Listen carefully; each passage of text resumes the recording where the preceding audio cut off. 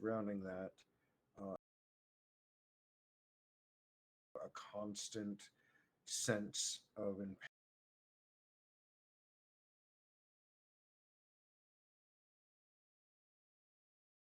it's the only thing I'm afraid of is that I'll die someday.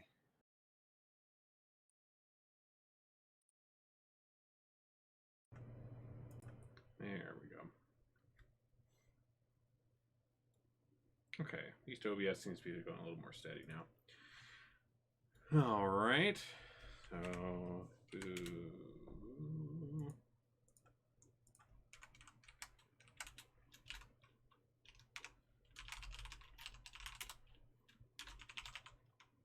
okay. Let's see. How about Jinku?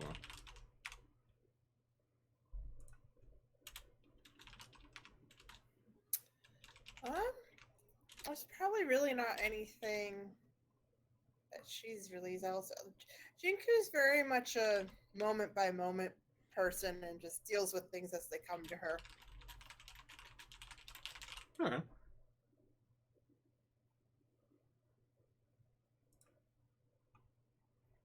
How about Torta? Hey, it's hard for him. I mean, maybe just getting away from the grung in general. Like being out on his own and being a free frog. Yeah. Now he does kind of have a taste of blood. He's super interested in that, a little bit more than Tarts even now. Oh. Damn. Oh no. Oh dear. Alright, how about Mix? Oh, I was going to say something else, but hiring a lawyer now. But no, I mean, Mick spends all day locked in his basement studying his books and experiments. I mean, that's the only thing in his life that's actually his. Okay. And how about Zyara?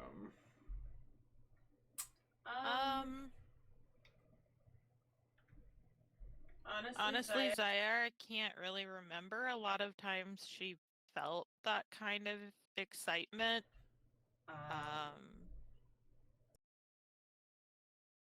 She is pretty, like, mellowed out and melancholy most of the time. She would probably say that the last time she felt that kind of thrill was allegedly when she stole some stuff from her previous noble employer and allegedly caused a fire that allegedly burned the house down. Allegedly. We're just a bunch of fucking criminals, aren't we? Hey, I was up front from the very first session that Zyara was a thief, so you guys can't say I didn't warn you. I don't hide who I am. Are you No, just, I just love it. I misery? just love it. We're just a bunch of piece of shit people, and we just don't care. Except for Jinku. Jinku's just happy and likes her pocket peanuts. But by going along with all the shit you guys do, she's a criminal by association. I mean, she can feign ignorance. Oh, there's no feigning. She's pretty ignorant most of the time. Exactly. She wasn't compliant. She didn't know what the hell was going on. Is this the part where I start playing the It's Always Sunny in Philadelphia theme song? I'm okay to go that dark if you're okay to run that dark. I mean, at this point, are we not kind of like It's Always Sunny? We own a tavern. Right? Pretty much exactly that show. Well, and I think pretty much every stream description I've written refers to you all as the gang, so I guess all that right. works. Like we're past this point. The only thing is that we haven't like severely abused some homeless people. Yeah, that's what I was gonna say. My goal for tonight is finding a cricket. God. And also figuring out which one each of you are. Boo is Frank. Boo is Frank. I have no idea Yep, what you people are yep, talking yep. about. It's a show. I'm just only putting seen it a out couple there right seasons now. of it, that but- Boo is Frank. Yeah, I've only seen a couple seasons, but yeah, Boo is definitely Frank. Mix is probably Dennis. Am I wrong? Nope, No. you are 100% correct. No, Oh my no, God. no. I don't think. I think Mix is almost like a Charlie, though. I think in Boo's mind, Mix is a Charlie. You're right. But in reality, Mix is more of a Dennis. Were you saying Tort was Charlie there, Torta? Or I could Would see it- Torta doing Charlie work. Then I would say at best Would Mix Jinku is a not be match. Charlie though? It's okay. No, I'm Frank. No, Of course I'm Frank. Jinku. Uh, Jinku would be Charlie, wouldn't she? no, Jenku's D. I reserve the right to Yep. like harass Jenku in a way that Jenku's my D. It's just how it works. Okay. Oh. I was crossing some D lines there, being family. Or I feel like the only place left for Zyara is the waitress. Oh man. Just Constantly going, what the fuck is wrong with you guys? That is what you constantly do. Yeah, that's I was thinking more. What was that lady's name? Frank's. I'm not saying I'm into you, but that one chick. She would come in occasionally. Dee's friend. Frank and her did their thing a bunch. Shit. Oh, I know who you're talking about. Her name She started with seems- an A, and it was like some goddess name. Yeah, Artemis. she seems Artemis! more to me. Artemis, yeah, she seems more like a cleric than the waitress. That's fair. I would definitely go with Zara being the Artemis.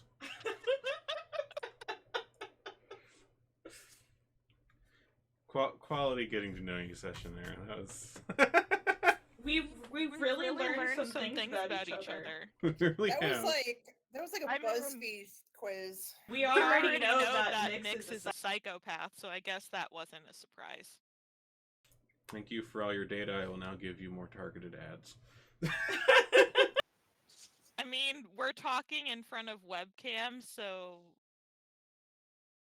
it's already gathering the data. How'd you- Oh, how's how- Mix a psychopath? That sounds like something a psychopath would say. They're always the last to know.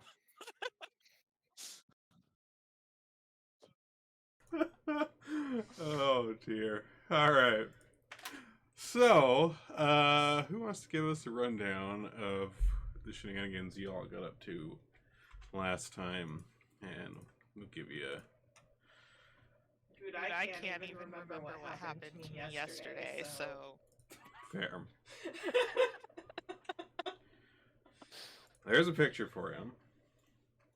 I'm remembering some building with a force field that we can't get through because it will kill us.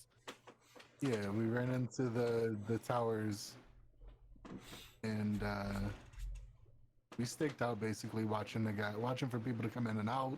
Mm-hmm. Finally, found somebody. Sort of almost killed them, like jumping on their head. Got his little magic item, and we did some testing. And we were waiting for everybody else to come back together. Mm-hmm. Yeah. So, Really, it's off the dome for hours on end.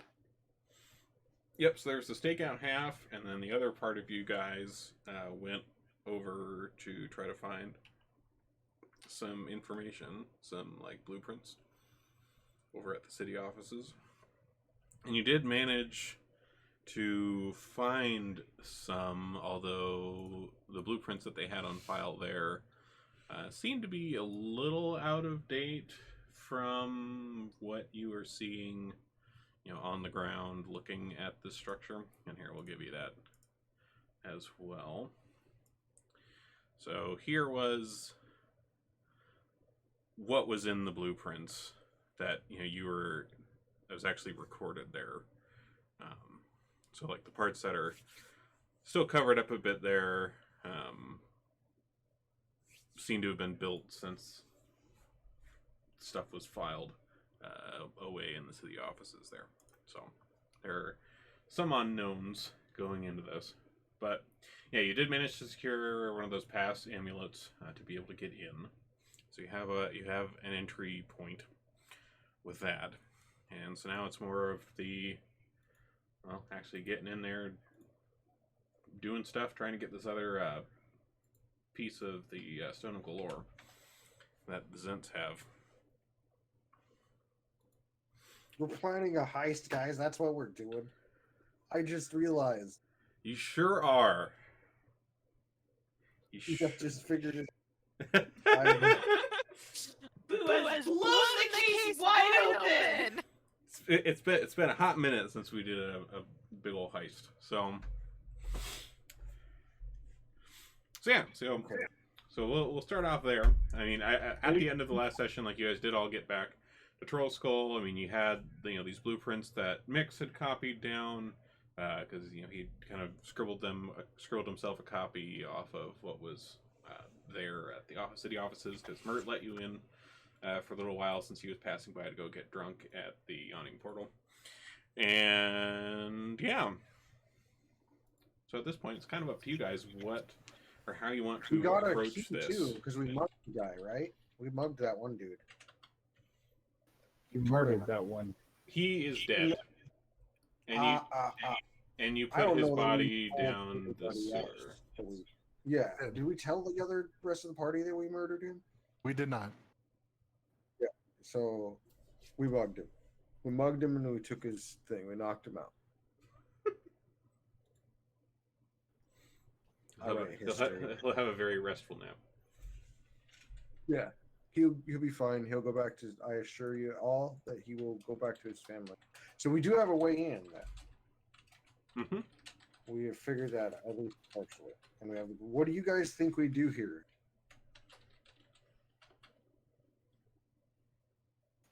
I have a mixed notes that he sat on a roof and copied down extrapolations of what the stuff not in the blueprints could have been on his papers.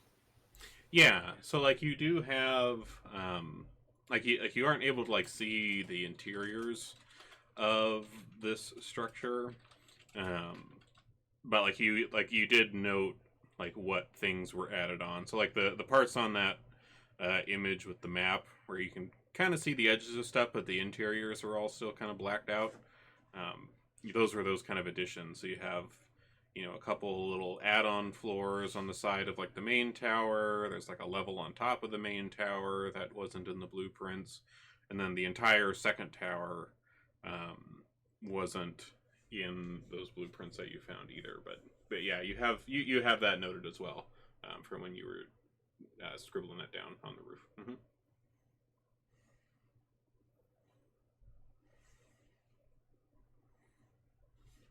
Well, I say we go in the gate, kick in the front door, and beat the crap out of all of them. Oh, you all got to be touching this amulet when we go through.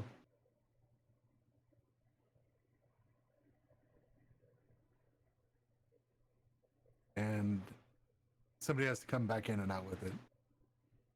I tested a few things. It didn't work very well.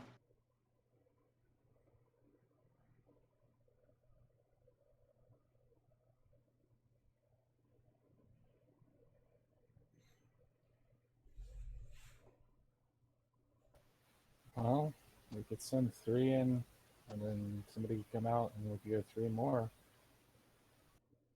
Well, I'll be the first to go through. That way I can take care of anybody that might need to be handled. Yeah, I'll go through in the first group as the magic person.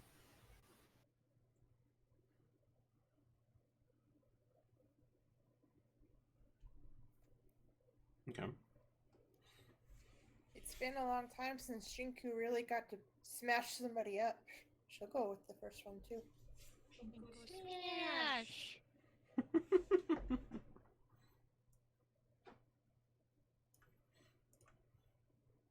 Okay, I'll watch y'all and go last. What time of what time of day are you guys planning on, or night are you guys planning on doing this?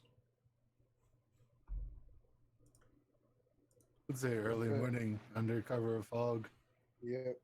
Yeah, I was gonna say if there's Zents, I agree with Torta here. With if we can, kind of obscure the area a little bit. Can any of us cast any sort of a fog? I can put the ring on. People can hide in with me. I mean, that's not going to help us getting up to the place, but when we go Well- in, it could disguise us for a little bit. I can turn one of us invisible. Mm-hmm. Two. So that's a thing.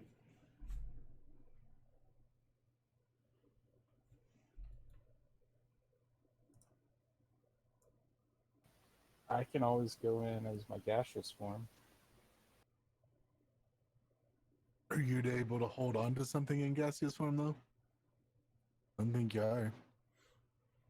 Yeah, I mean, Nope. you aren't able to go through in gaseous form, but like you could go through and then turn into gaseous form after you were in there. That's because you did test that last time.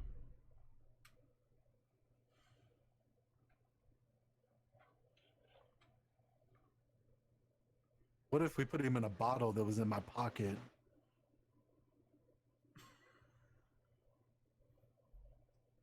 No, he has a point.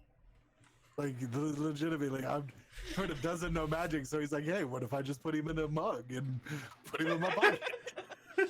What if I hold him in my mouth and don't No, swallow? I'm not doing that. I'm not doing that. I'm not going that far. Oh god.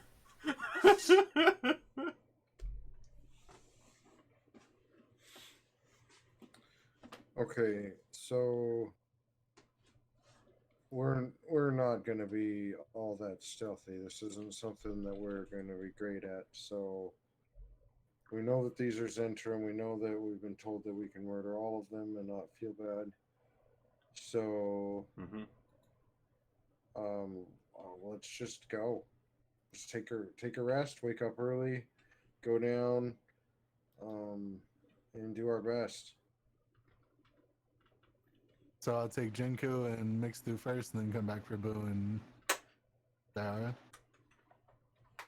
I don't like splitting us up. This feels dangerous, but I don't think we have any other choice. So that sounds good. I think Zara and I can hold our own for a Well- brief period. Jinku's pretty big. What if we all just stack up and Zyra walks and like you two are up on her arms touching it? I mean, can we do a twister with this and get everybody through it once?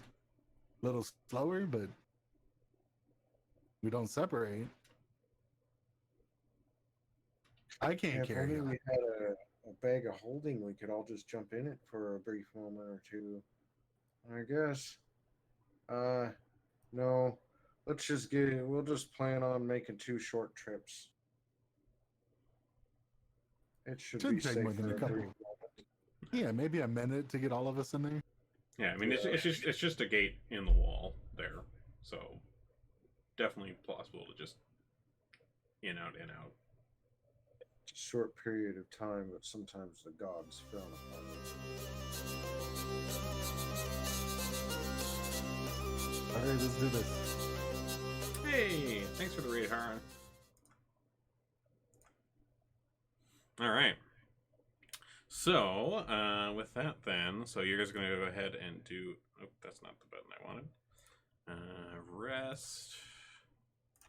Give you guys rest. Here we go. Okay. So, early hours of the morning is when you're shooting for. Yep. Okay. All right. So you all have, you all kind of turn in early for the night.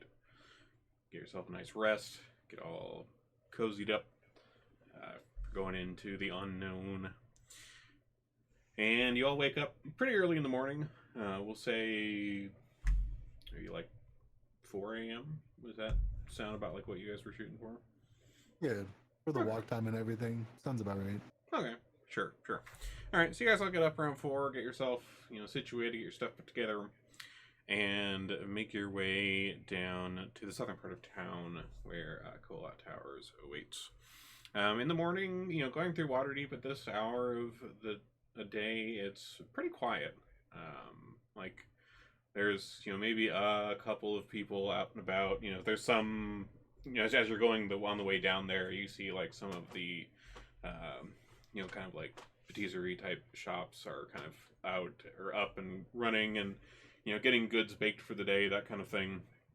But other than, some of the places like that, the streets are pretty calm as the morning sun kind of comes up in the east over the walls. But it's still pretty dim at this point. We got that kind of like dim morning. There's got to be a word for it. Twilight in the evening. Can't think of the word for morning twilight. It's gonna drive me crazy. Twilight. It's just called twilight still. Okay. Dawn. Oh, dawn. Duh. I'm stupid. Okay. That's the opposite of dusk, but twilight describes them both. Dusk. Yeah, dusk, dawn. There we go. Duh. Wow. I mean, we weren't going to say it, but you did. Yep. It's confirmed. I'm stupid now. I All had right. to Google it. You're not dumb. Honestly, I knew. I just wanted to see how long it would take you to figure it out. All right, so you get down here in the area, and like even around the towers here, it's still pretty quiet. There's not really anybody on the streets. You come up the road to where this gate was that you guys have been observing the day before, and there doesn't seem to be really any activity around here. Nobody really out on the streets. And, at least from what you can see at street level, looking through the gate, and it doesn't really look like there's, anything on the other side in, like, the kind of yard area of this place.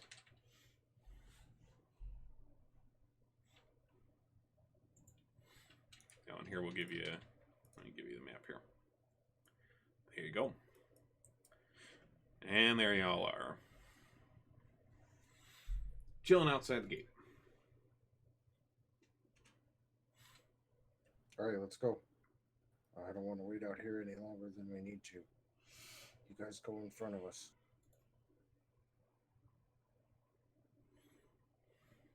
I'll be the middleman, and we'll run back and forth. Okay.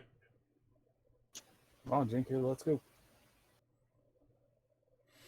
All right, so is it like all three of you are just kind of like grabbing onto the amulet together and kind of going through? Is that what I understand you guys are doing? Yeah. Okay. All right, so you guys all grab onto this amulet here, and you can make your way through the field around this without much difficulty, and find yourself on the other side in the courtyard. Looking around in here, again, there doesn't seem to be any activity or anybody out and about in the yard around this place. It isn't particularly well kept. I mean, there's a few, trees growing around in between the towers, and, a lot of just kind of low, kind of scrubby grass and plants and things. It's clearly not a priority. The landscaping is clearly not a priority around here. It's pretty weedy. There is a pretty worn path across the yard to the north, where there is a door with kind of a platform of stone in front of it.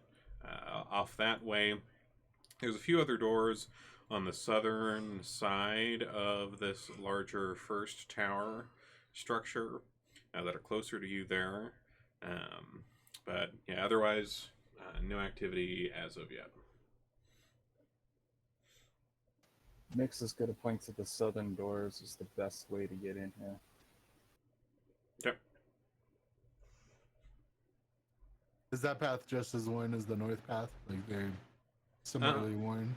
So the kind of footpath heading towards those southern doors does not seem to be as frequently used. I mean, there's enough of it that like you can tell there's some wear in the dirt where the grass and the plants and the weeds and stuff have been trodden on. But the one going up to the north is by far much more defined than the southern ones. Jinku's gonna have her flail out just in case anybody happens to wander out. Okay. Yeah, Mix is gonna pull his new little piston with poison ammo out. Hope somebody comes out so we can try it. All right. I'll grab the other two so we're all through. Cool. All right, so Torta pops back through the gate, extends the amulet to the other two of you, and you all manage to pass through as well. And you all find yourself on the inside of the yard here. So like I said, there's those doors on the south. There's the door up on kind of the western side of the building to the north of you. Do you guys do anything else out here in the yard, looking around at all, before you try busting in? Whatever you're going to do with there. No, but I'm going to make my argument for the worn path to the north. Looking like there's more people traveling that way than the south. Yeah, but that gives us a room to our south that would could possibly have people in it. If we enter from the south, we have nobody at the back. We can just go straight up. There's only one entrance leading into the room to the south.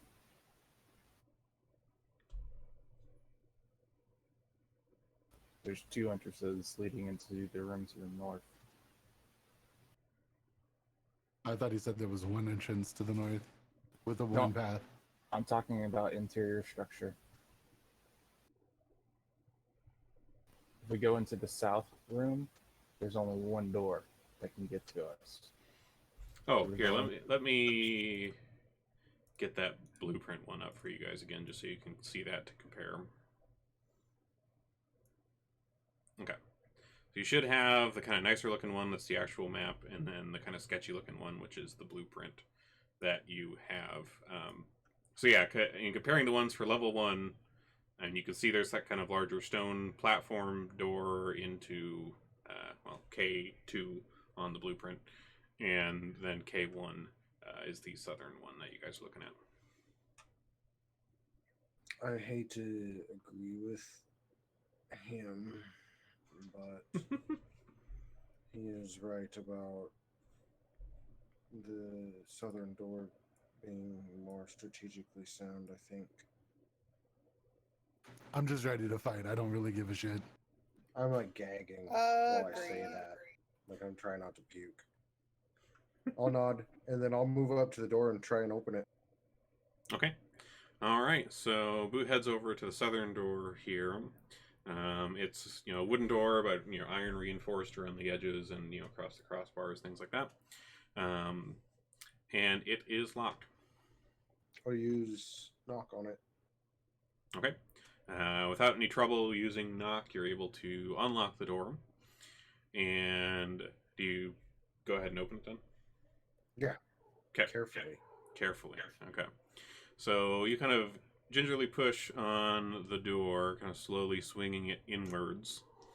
And you find the room beyond appears to be decently large. There doesn't appear to be any light currently on inside of it. No torchlight or anything like that. The only light is what's coming in from the kind of dim dawn light as this door opens. Get this uncovered for you here. And looking around, this appears to be some sort of storeroom. Seems to be its main purpose. There's various crates that are stacked around the edges, and a couple piles in the middle-ish of the room, and some barrels as well, and a few shelves. But otherwise, there's not much else of interest in this room aside from these storage containers. Oh, we can check all that stuff later.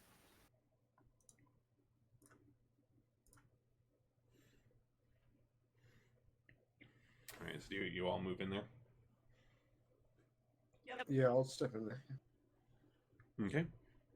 All right. So in here, there is one door leading to the north of this room. Otherwise, like I said, it's all just storage stuff in here. I did it last time. It's somebody else's turn.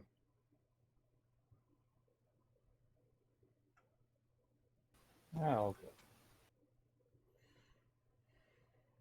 Okay.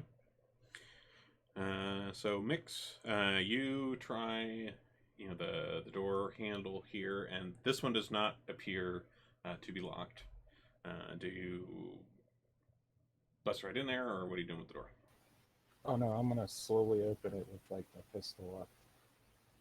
X doesn't really know what he's doing with this thing, but he's just gotta poke it in there first and then peek his head in. Okay. All right. So you kind of slowly open the door and kind of try to get a look around the room here. Let me get that one uncovered for you. So in this room, like you have the door open, kind of a crack here, and you, like pretty much as soon as you get at least kind of a crack in the door, you can hear, talking, and, some laughter going on from the northern end of this room. And you can see that there is a table set up with a couple chairs around it, and there appear to be 3 people around the table here. They look to be in the midst of some sort of card game with each other, and they haven't taken notice of you there as of yet. There also seems to be some banners hanging around the edges of the walls. There's 8 of them, and roll an Arcana check for me, Mix, as you're kind of looking at those banners on the walls.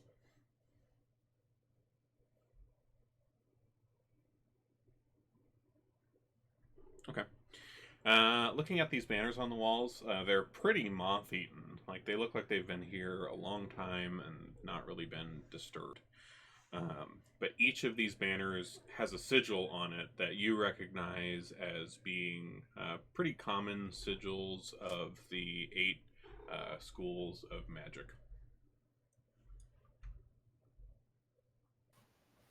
Mix is very intrigued by this, but he's going to kind of just leave the door open, turn back to the party, and just like put his finger up to his mouth, a shushing motion, and hold up 3 fingers. And he's just like whispers really quietly, like, "What do you want me to do? Should I go in and start shooting?"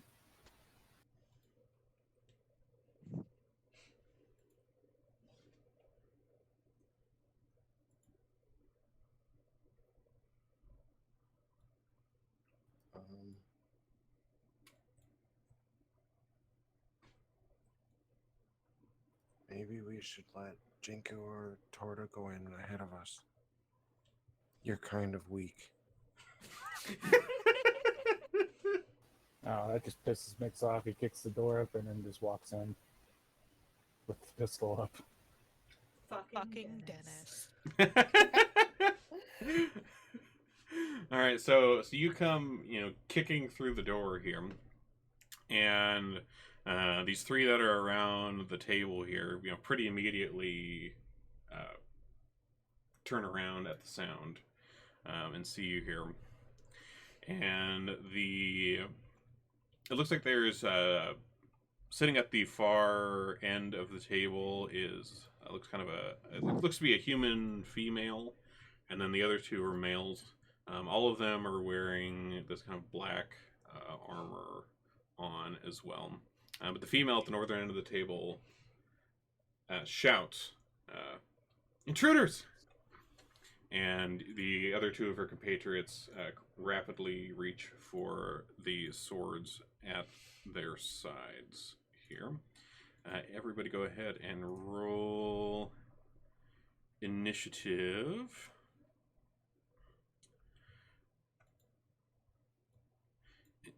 And Mix, I will let you, since like you're in here by yourself at the moment and you busted in here, I'll let you have a round right at the beginning here. Just as kind of a surprise with your gun. And then we'll go in the order that it rolled. Oh, sorry, let me get them on the map so you can actually see them here. And target them. That might be useful. We can't kill them if we can't see them, Moog. Okay, there you go. Should be on the map. Mix, go ahead and take a surprise round here as you busted through the door, ready to whoop ass. I'm gonna target the nearest guy and try this pistol. See if it's worth anything. And then I'll just dive to the side. Okay.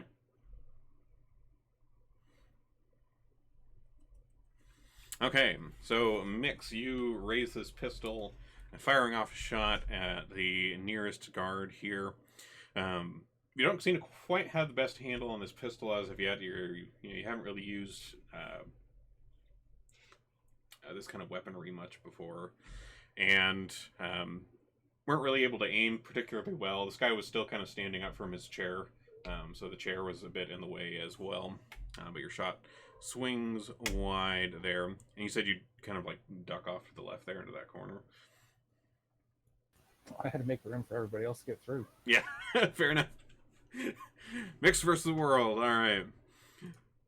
So, with that out of the way, we'll start up here with the woman at the far end of the table.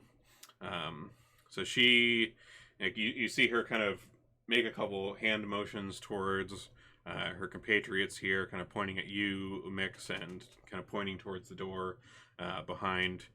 And she arms a crossbow and points it in your direction here, Mix. Oop. Come on.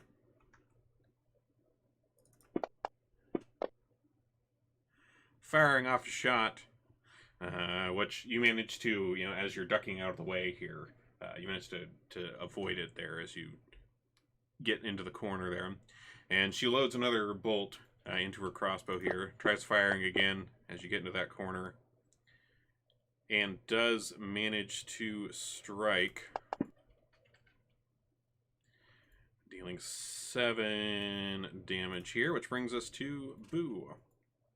You've heard a couple, you've heard the sound of a crossbow bolt, that kind of a crossbow going off in the other room.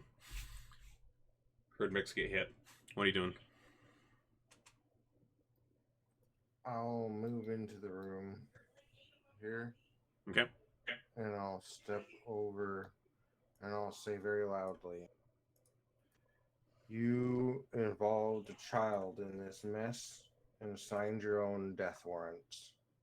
And while I'm like looking, and it's gonna probably hurt me a little bit, but like I'm uncomfortably turning my head backwards, like so because I can climb the wall. So like I'm saying this while like I'm facing them as best I can and kind of climbing up the wall.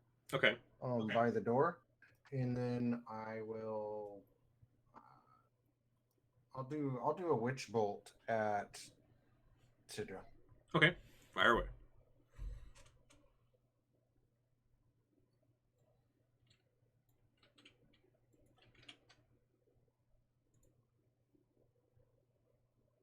All right, that witch bolt crackles across the room, striking Sidra in her kind of. You see the effect of your witch bolt kind of cascading over her armor here that she's wearing. Go ahead and roll that damage up. I'll grow you in trouble. Very nice. So I'll climb. Let's see, that was 5, 10, 15. So how tall is the ceiling in this room? Let me see here. I got 10 feet of movement once I start up the wall. I would say they're probably 15-foot ceilings. So like it's a decently tall room. Okay. Cool. That's my turn then. Cool. All right, Torta. Good to know how tall the rooms are. He's gonna do the Torta things. So he can move 40 feet. Part of that is going to be a standing jump once he gets through the door and come down on the first guard here. with right. some Fist of Fury. All right, lay into him. Hit.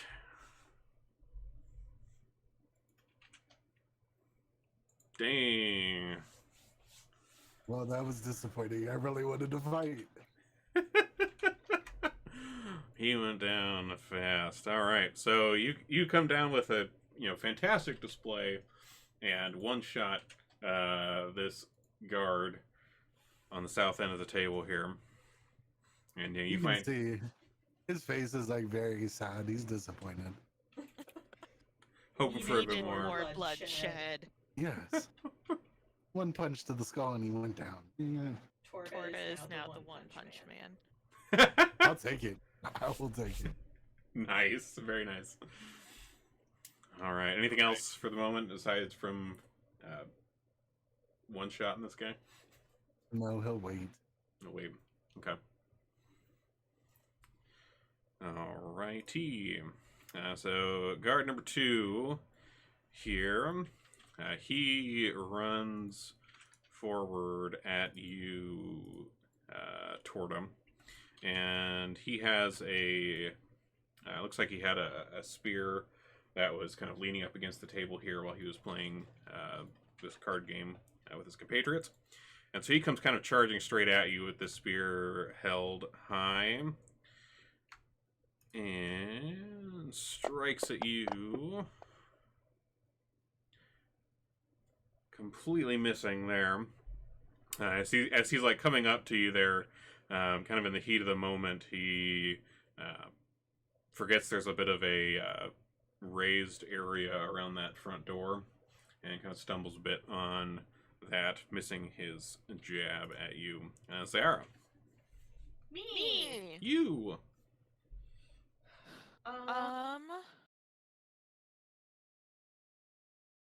So I guess I'm gonna come in and stand right there. And I should probably bring up the combat tracker. That would help. And then I'm going to attack guard number 2 with. I should have decided with what before I said anything. With. I guess I'll just do Sacred Flame.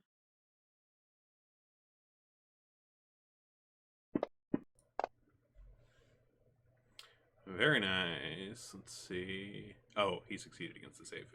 And he rolled like a 20. It looks like. That's right. I forgot that was his roll, not your roll.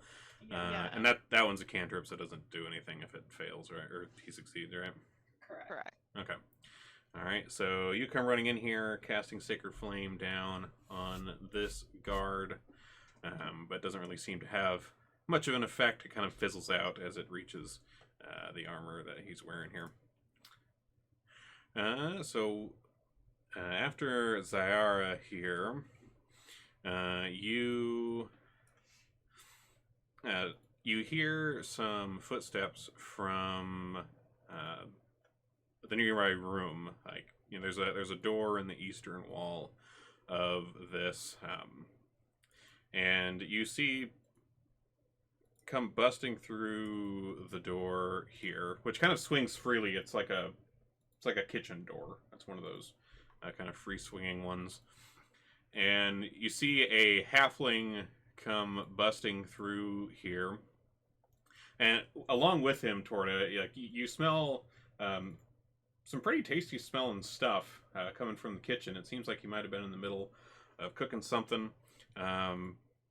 Floating above him and behind him as he comes through this door is a kind of a ghostly green hand that's still holding a ladle that you seem to have interrupted him here. And he pops through the door, sees Sidra here, getting another crossbow bolt ready, and sees you all on the other end of the room. And he raises his hands here.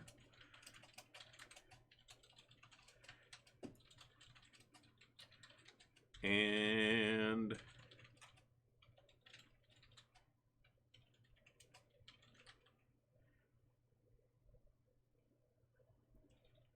casts. Let's see, this would.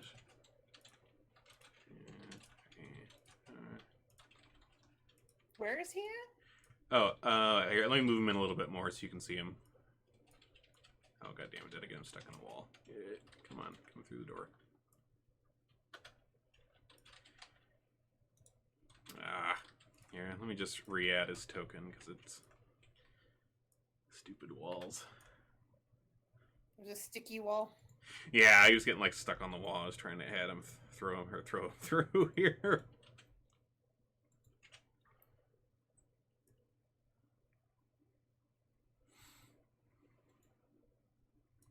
Alright, so he comes running through into this room here, and you see him raise his arms in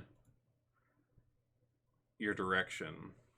And you see a ball of flame begin kind of taking shape between his hands here. And fire towards the southern end of the room. Oh, you're a dick.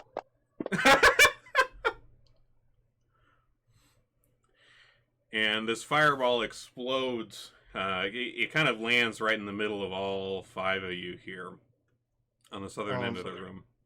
When it goes to hit me, Yeah. it hits my arcane shield. Oh, okay. I'll use my reaction to throw out my arcane deflection. Okay. And what does that do? It gives me a +4 to the saving throw. So I just succeed. I get to halve the damage. Okay. All right. So go ahead and have that damage then on yourself manually there.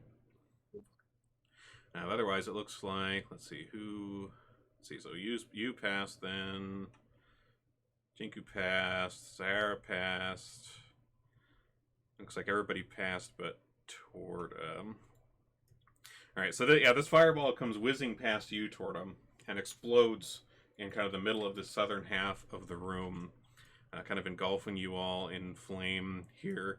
Jinku, like, you were still far enough back in the doorway there that you were able to, kind of half the damage by, shielding yourself with this door. But you all are hurting quite a bit. Mix. Singed from this fireball that went off a little ways away from you here.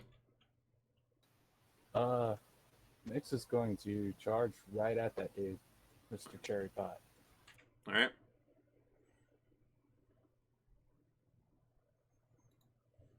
Matter of fact, he's going to get right up on top of him. Okay.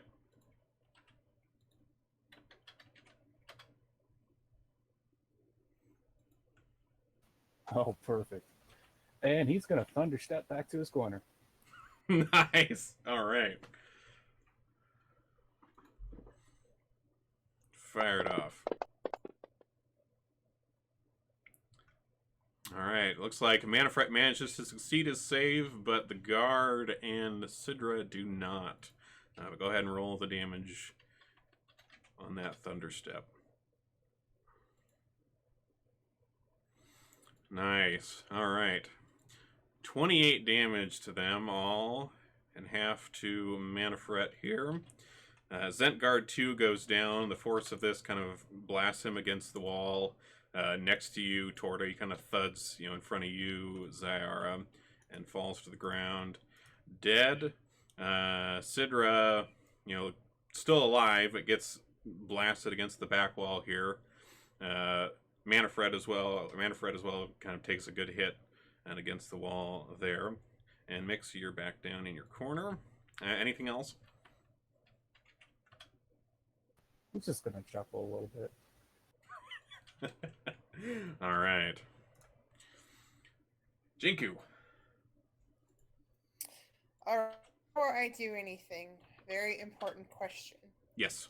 So, ever since Fight Club, I don't know if you guys remember, I got that little fez hat. Yes. I don't remember how. Okay, I've been wearing it ever since. Did Yeah. this son of a bitch fireball, did it touch my fez at all? Is it singed even slightly? Oh, heck. That's a good question. Let's find out. Let's see. I'll roll a d4 here. And we'll say 1 is perfectly fine. 2, it's singed. 3, it's pretty burnt. 4, it's ashes. Oh,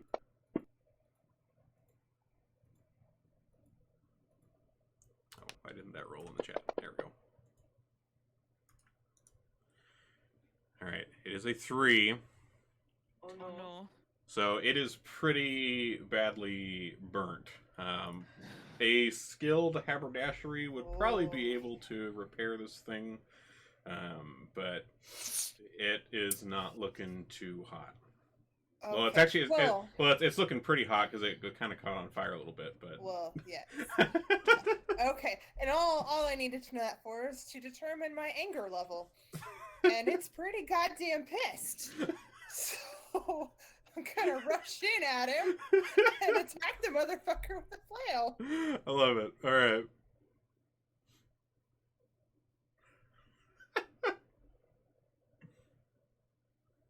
Ooh. I was just too angry. Blinded by rage. Oh no. Over a hat. Oh. Do you not remember what I did to the ivory door? I remember that, yeah. All right, so yeah, Jinka, you come in. You're towering over this halfling. I mean, like, and even with the determination in his eyes, you can tell he's like at least a little bit intimidated by this big loxodon coming charging at him out of the doorway to the south. Still with maybe a little bit of flame around like the edges of your clothes and stuff from the blast. But yeah, your flail swings wide and he manages to sidestep as you come charging across. Which brings us to him at the top of the round. So Manfred, he, seeing you come bearing down on him here. Let me make sure I'm not targeting everybody else anymore.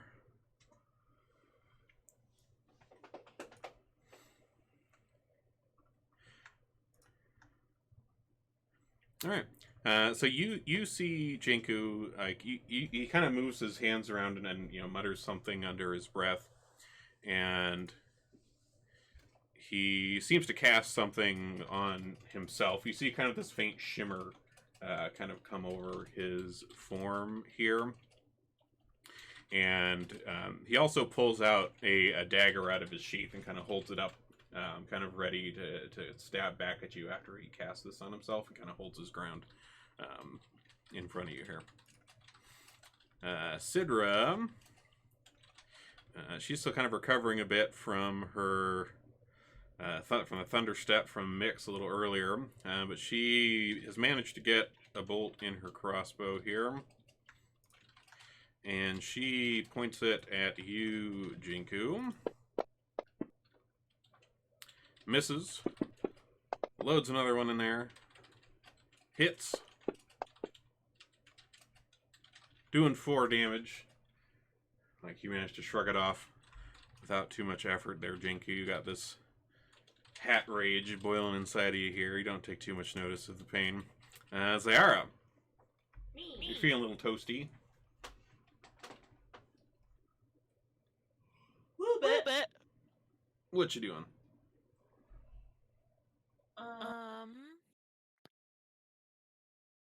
Let's see.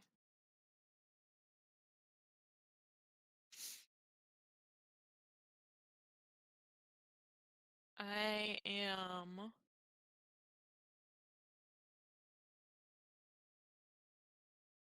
probably going to do some healies.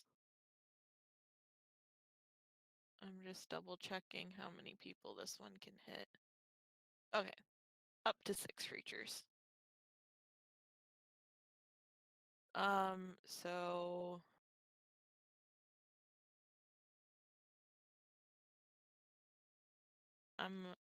I'm a healed party.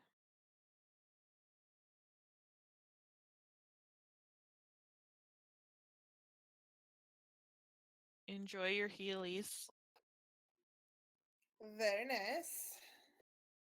And I'm gonna pretty much just stay where I am.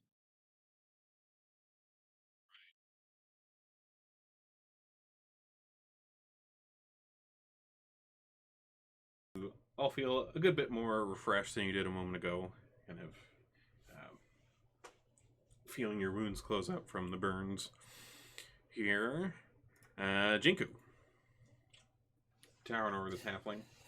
Still But it pissed. didn't heal my hat. It did not heal your hat, unfortunately. I'm sorry. It's okay. It's alright. I'm just gonna try to whack his ass again. Okay. When in doubt, beat the pain out. That hits. Oh. Very nice. All right, so your flail comes swinging down across this guy here, gashing him pretty bad with your flail. He's not looking too great. Anything else, Jinku?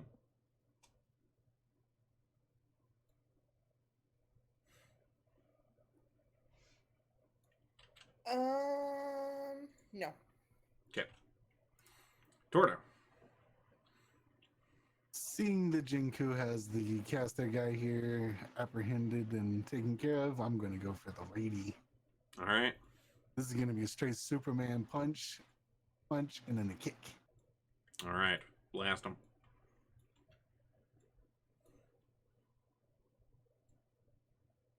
And that hits. All right. And, oh, a 1. Oof. Oh.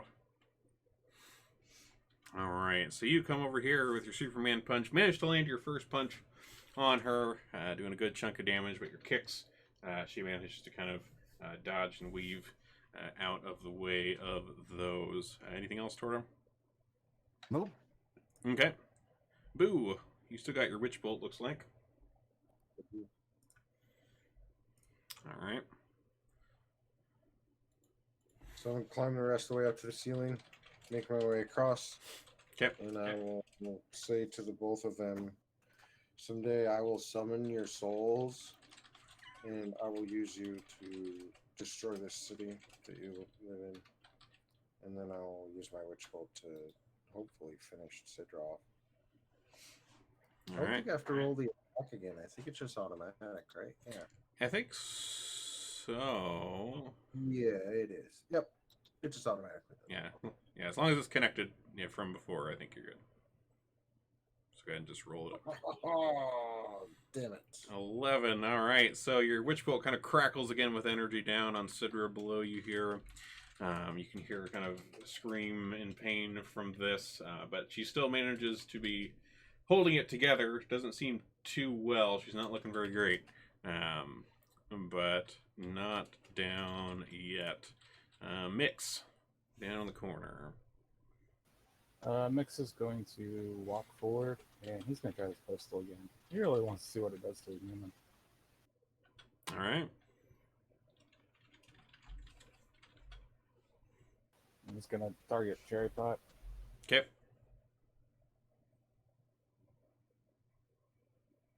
Oof. All right. So again, you fire off your pistol here at Manfred Cherryport, and that unfortunately misses. Kind of goes a bit wide and kind of thuds into the table. You haven't quite got a hang of like the recoil on this thing yet. And it looks mixed. It looks like you're up again at the top of the order. He's done with that. He's just going to try his trusty Eldritch Blast on the dude. All right. Fire away. And the Eldritch Blast, that one strikes. Very nice. All right. So that blast comes across the table here, right past Jinku. Jinku probably slides back a little bit out of the way as that goes by. And Manafret collapses against the back wall here. He is down. Correct. Zara, can you finish this off? I don't know. Oh, my dice never seem to like me. Okay, so I'm gonna move up. Target dude. And I'll just cast Sacred Flame again. God damn it. Why are they saving so high? Oh, man. So again, your Sacred Flame unfortunately does not take on Sidra. They seem to be pretty dexterous. Anything else? Can't really do anything else. Alright. Boo! Up on the ceiling.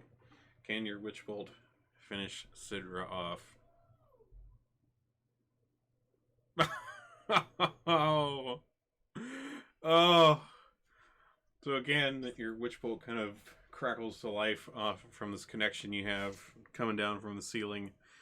And Sidra kind of falls to her knees on the ground.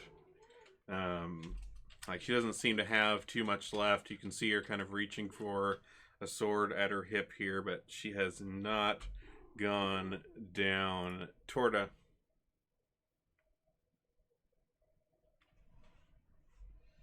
Cat butt. Hi, Pumpkin. We're gonna do punching bag. 3 punches.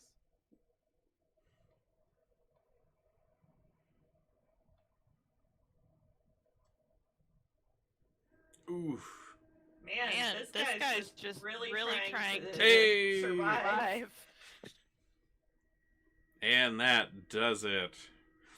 Now, Torta, you come out swinging with 2 swings. First swing, she manages to kind of lean slightly out of the way, but the swing coming around from your other fist connects and takes out all she had left, and she crumples to the floor. And we are out of combat. All right. So you now find yourself in the room, corpses of these guards, this halfling, this other human. What are you doing? Jinku's gonna go to Zyara and show her the remains of her pheasant. They ruined it. And a little tear falls from her eye. Don't worry, we'll get it fixed. Do you need me to put it in my bag until we can fix it? Yes, please. Okay. Have a pocket peanut. Okay. And I'll pull out some pocket peanuts and compose myself. Sayara keeps the hat very safely in her bag. All right. Gonna rifle through all their belongings, see if I can find anything useful. Sure thing. So you go looking through their stuff. You don't really find too much of interest on either of the guards, but on Sidra and also on Manfred. Let me put these in the party sheet here. Come on. There you go. You find 2 rings. They both seem to have kind of a matching insignia on them. They're somewhat ornate. But both Manfred and Sidra seem to have these, but the guards do not. Does it match like the thing that we stole off of the guy to get in? Like if I'm trying to compare them, or is it different? Oh, okay. So the pass, like the pass amulet that you had from the guy outside.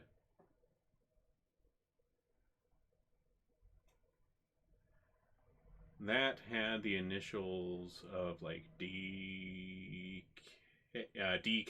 on them, written in some runes on the backside. But the symbol on this does not seem to match up with that those amulets. Might be good to keep them in a bag. Can I see one?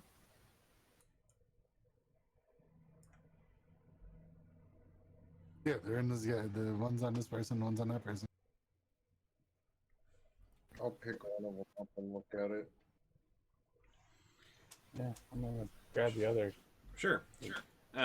So Mix, Boo, go ahead and roll me an Arcana check.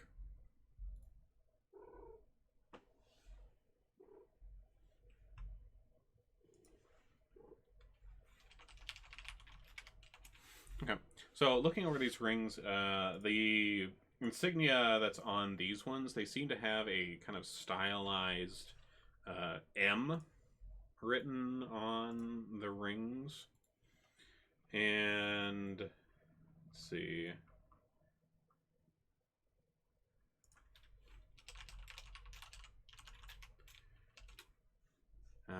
Boo, you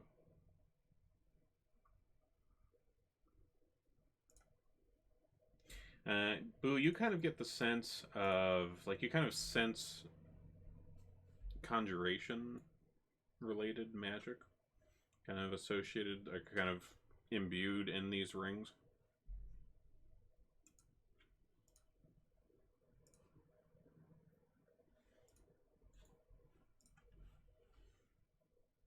Yeah, maybe we should put these in the bags for now until we can better figure out what they are. Somebody have a pouch you can put them in? Sayara always has her bag. I'll give you the one I have. I sure sound like carrying some unknown shit on me. While they're doing this, Jinku's gonna go to Manfred's body and see if he has a hat on. Let's see.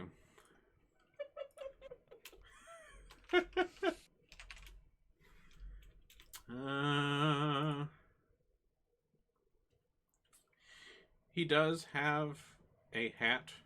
It seems to be kind of a small chef hat of sorts. Great, I'm gonna take that and put it in my pocket. All right. Well, then you have a sized for a halfling head, kind of small chef hat.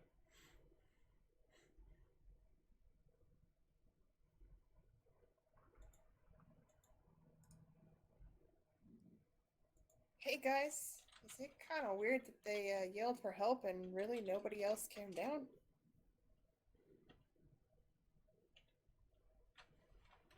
Yeah, Doesn't matter either way. This is the only exit. There's no other way out of this place.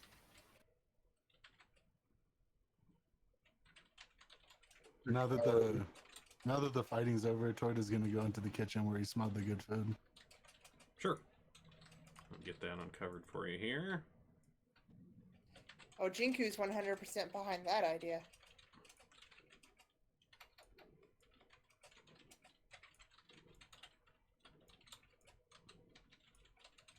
Okay, so the kitchen here is a pretty plain kitchen. It's a pretty average kitchen.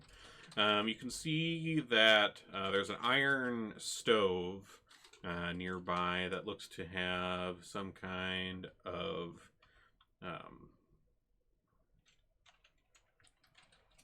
soup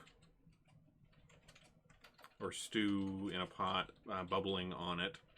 There's a stool in front of the stove, assumedly that this guy was standing on. There's also a few other various kind of kitchen implements, like the countertop nearby has, a cutting board that still has like the remnants of some various vegetables that were being chopped up that hadn't been cleaned up quite yet, and some other mixing bowls and things like that. This stew is still bubbling on this stove in the corner.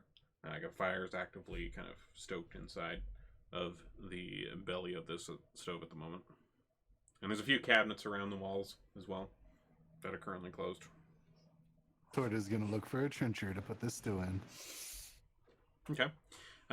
So you go looking through the cabinets here. And let's see here. As you go kind of searching around, one of the cupboards you find, holds, quite a variety of herbs and spices. Roll a perception check for me, Tortum, while you're kind of poking around these cabinets here.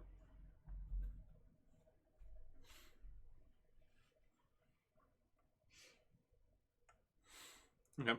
So, Torta, you find, or you see kind of up among these jars of herbs and spices in this one cabinet, there is a flask with a fair amount of liquid in it that is labeled Assassin's Blood.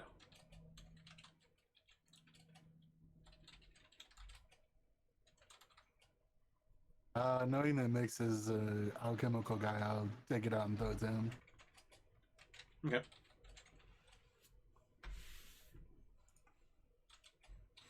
So Mix, if you take that in the party sheet, there's a thing called Poison Flask. If you want to hold on to that. Oh, he's been working on creating this, so yeah.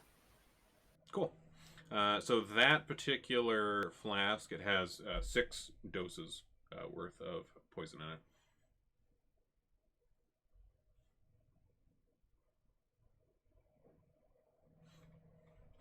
And you do manage to find yourself a bowl of some kind, Torta. All right, we're gonna get some stew. I'll try to find a bowl for Jinku too. I'm gonna be kind. Okay. So you serve yourself up some of this stew here, and it's quite good. It seems that Manfred knows what he was doing here. Like a nice blend of spices, and the potatoes and the onions that are in this. Like it's definitely more of a stew than a soup. It's a little thicker. But you feel a little refreshed by this. Do you all eat some of the stew, or just Torta and Jiku?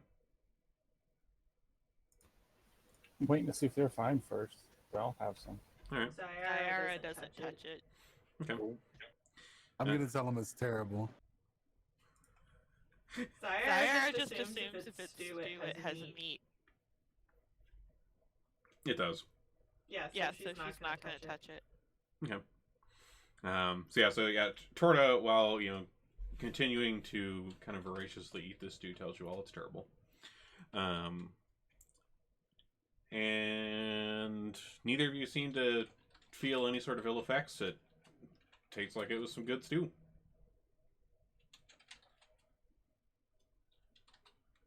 Delightful. I almost feel bad that he's dead, but not really.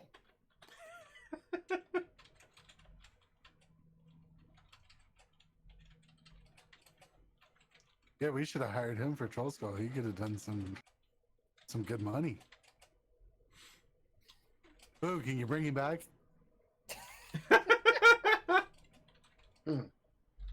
Like, we could have a ghost cook and a ghost bartender. That would be amazing.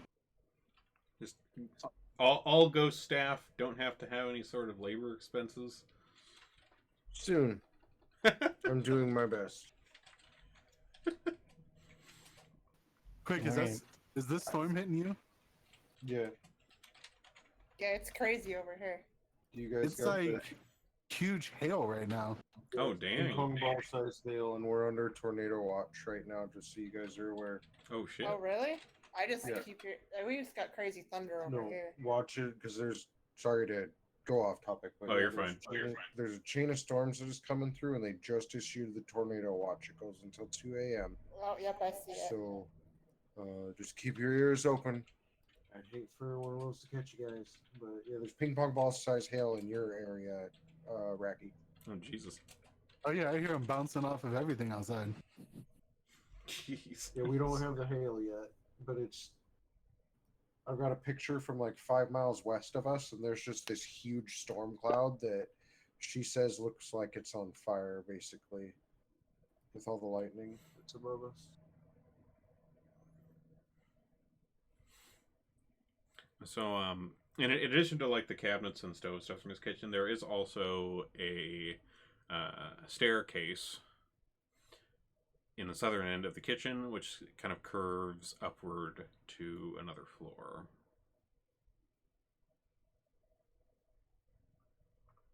Not to be outdone by a mix, we will go up.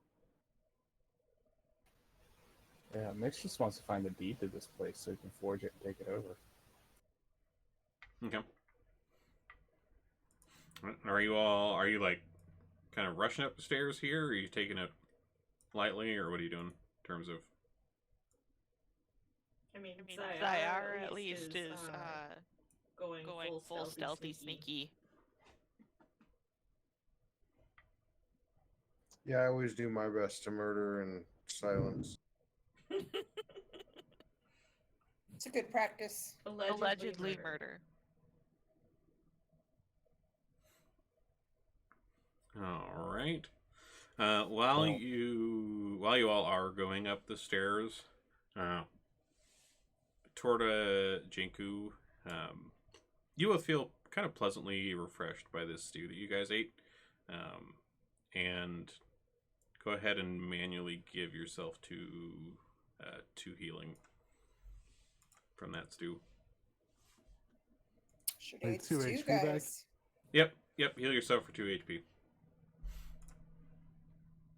Nice. Yeah, don't tell them about the stew. That was our stew. We'll come back if there's... They didn't want to eat it anyways. Well, we'll come back and see if there's leftovers when we're done.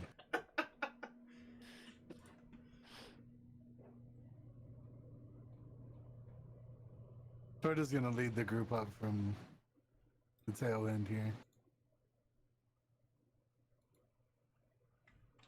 Okay. So you all head up to the next floor. Where's floor number 2? Here it is.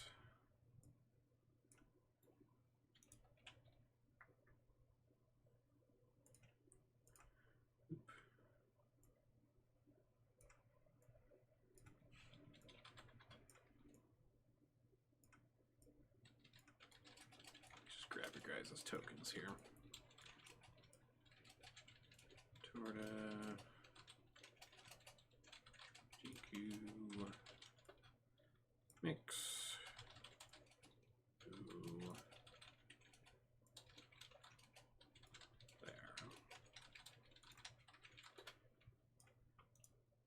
there we go. Okay, so you climb up the stairs into this room here, and this room appears to be some sort of kind of lounge type room, or just kind of reading or kind of a leisure area of sorts. There's a pretty overstuffed chair in the northernmost corner of the room here, and on the walls you see large framed pictures of kind of cities and landscapes. There's a rug that kind of covers most of the middle of the floor, which you notice seems to have some kind of very aged dark stains on it. There's also a couple pair of rocking chairs, a couch with an ottoman, and all the way like in this room as well. Oh, here, let me unlock the token so you can move around. Like in the kitchen down below, like the scents from the kitchen down below have been kind of like wafting up into here, so you still got kind of that kind of oniony. Are we supposed to be able to see more of the room?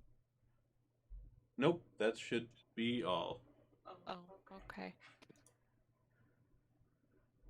Here, let me see if I can go a little more to the edges here. It's kind of a little awkwardly shaped for a square unmasking.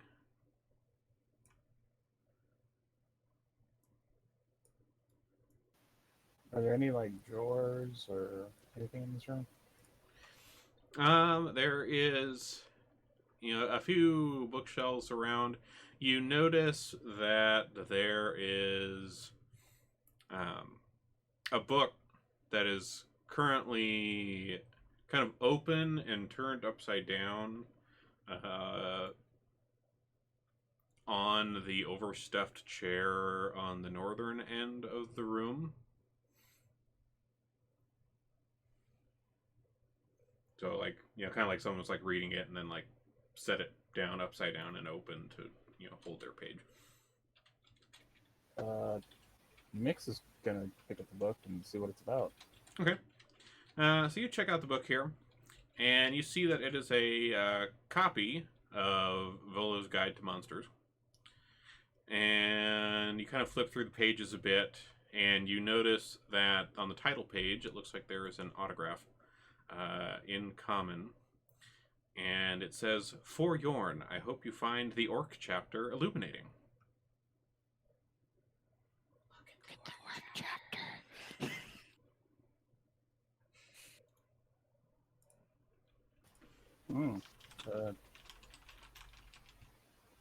Is it worth anything? I mean, would I know that? Because that's not really.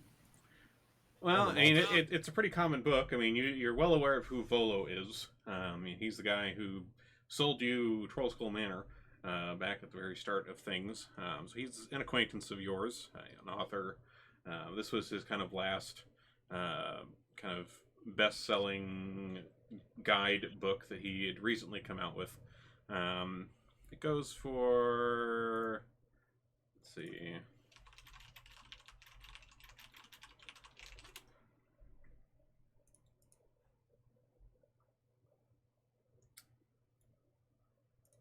it goes for, it looks like 50 gold, actually. So pretty pricey book. I mean, it's pretty hefty. It's got a lot of information. Volo clearly put a lot of work into it with his research into the various denizens of Aviel Toriel, the world that you guys live in. So he charges a decent premium for his research. But yeah, I mean, flipping through the pages, you can find descriptions of all manner of creatures, both ones you've heard of, ones you haven't heard of. It's got quite a bit of stuff, and it seems this is somebody's autograph copy. Sayara is curious about keeping the book, though. I was gonna suggest we put it in the kids' educational stuff, and we can reference it when we need to. If you want the book, take it. Make the kids memorize it. Sayara takes it, and I assume she sees the note about the chapter on orcs. It's just like in the inside cover. Yeah, the autograph's like on the title cover, like inside the kind of front jacket of the book.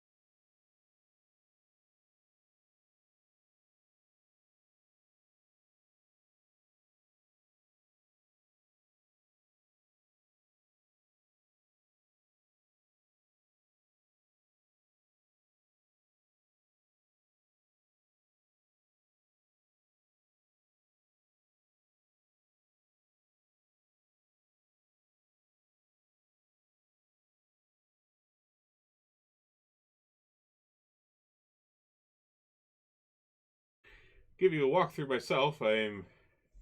Today's my off day of sorts. I prefer to put my feet up and rest in the meantime, but I can certainly give you some pointers. Well, let's see. If you're looking for the quarters, the room I just came out of over there, it's most of us hole up there in the night when we're off shift. And there's some kind of there's like an old library and some things through the other door there. We don't really use that space too much in the main old tower anymore, but if you head upstairs, they should be able to find some, there's some supplies if you need some, and some additional quarters as well. I'm not sure if there was anyone in particular you were looking for, but if you're just trying to find your kind of basic way around, well, that's the kind of main space around here. Well, that's definitely a good start. I guess we'll take a look around and see what we can get up to.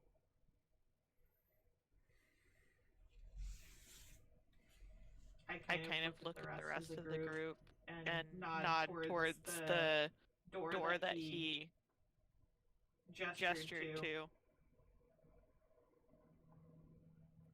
Shroud is waiting for Boo because the agreement was we kill everybody. Yeah, but if we can manage to get through here and find what we need to without causing any more fights, it's gonna be a lot faster. Yeah, But I Smash. used to be like that guy, but that's not. Yeah. Like, Boo will look around, like, trying to see, do you guys have any more questions for him? 'Cause when you're done, like... Shroud is just waiting for the nod. Like, as soon as you give the nod, he's punching. Well, I'm standing right next to it, dude. Can't I just shoot him? But I mean, you we can just get out of here without having to fight anything. Look, I'm sorry. I'm not trying to be a Viz, but yeah, Boo's really like Boo took that very like there's Boo's lawful evil, and they broke a law, and so yeah, Boo, like, after a couple moments of like silence, Boo like kind of shrugs his shoulders, and I'm sure you guys can tell, like, he begins casting a spell of some sort. All right, Thor is Because this guy's obviously a Zentrum. He's like wearing their clothes and shit, right? Oh yeah, like he's very plainly with the organization. He's just having a day off, I guess. Nope. Yeah, I mean, Boo's promised that they all die. Jinky's probably looking at Torta to see when he starts jumping in so that she can too. He's just gonna walk over to where he's sitting and punch him in the face. All right. Go ahead and roll up your initiatives then, if you're gonna jump on him. I mean, Zaire doesn't want to. You can just heal.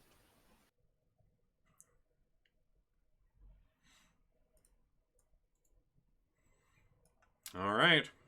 So with that, then,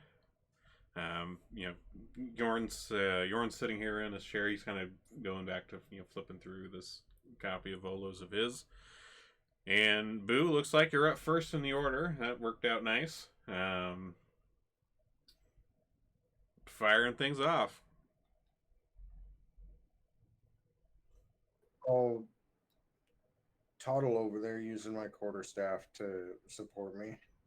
And I will say, thank you for the information. Unfortunately, you involved a child in your plots, and now you all have to die. And then I'll bob him with the quarterstaff. All right.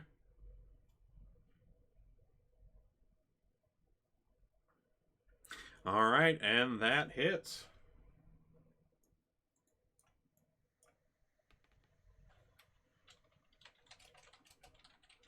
And then, so I think it should be the same roll, but I think the damage is different. I'm sorry, I don't have this built yet. Torta, maybe you can help me. Then I should get an unarmed attack. Is that at the same bonus as like a quarterstaff would be? I Should think be. so, yeah. Okay. That sounds right.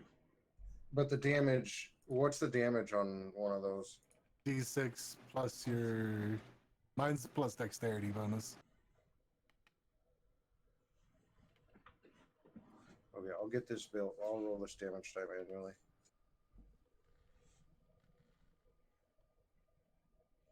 All right. 7 damage on the monk, the unarmed strike there. Okie dokie. All right, so like Boo, you kind of hobbled over to him here, and kind of whip out this double bunk with your staff and your fist on him. Kind of catching him off guard here, kind of has the wind knocked out of him, as he was just kind of chilling, reading a book here. Which brings us to Jinku. All right, so I'll just come up over here. And it's been so long since we actually fought that I forgot that I actually have extra attack, so I can actually attack twice in a turn. That sounds right. I remember you getting that. So I'm just gonna hit at him twice with my flail. Okay.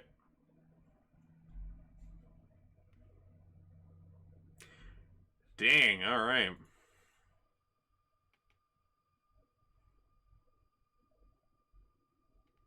Ooh.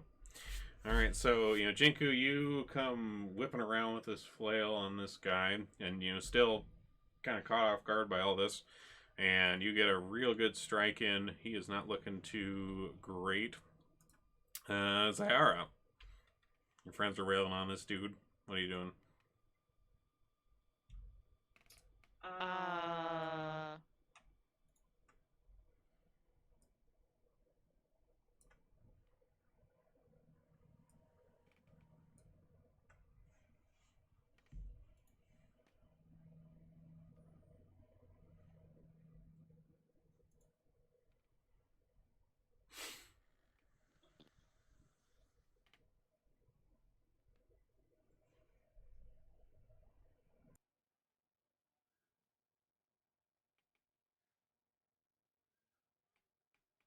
Honestly, she still doesn't really want to fight him, so she's just going to cast us. Okay.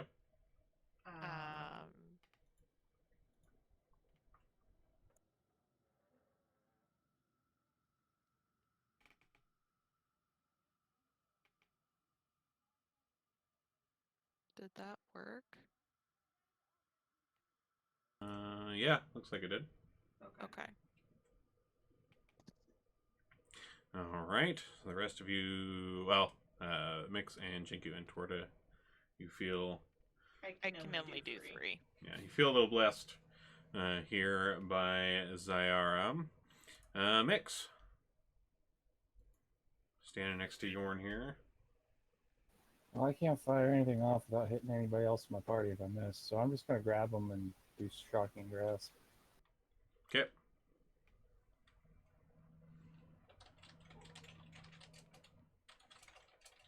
That hits.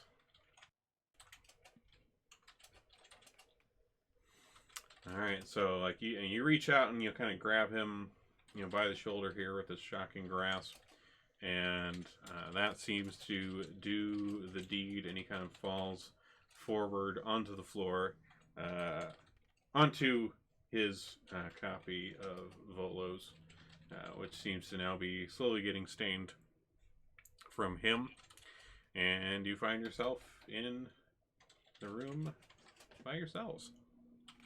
Oh, I'm taking the bloody copy of Volo's. I'll fight you for it. Okay.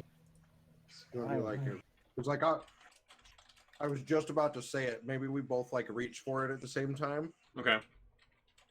You want to roll like d20s for it, Mix? Yeah, that sounds fair. If both of you roll a d20, we'll see who got the book first. We can have it. Okay. When you like let go of it, I'll nod at Mix and I'll say thank you. You can read it anytime you would like. I just like the macabre copy here. Mix is gonna look over this guy. See if he's got anything else in him. Yeah, he does. So you look through his pockets here, and you find a pouch that has a variety of coinage in it. Let me put that in the party sheet here. And in addition, there seems to be a ivory toothpick studded with some small gems in this pouch as well, along with these various coins. Some copper, some silver, some gold. Is he wearing a hat? He is not wearing a hat. Did y'all take the rings from downstairs? Because yeah, they did. My bag. Yeah. Okay. Zara's got them.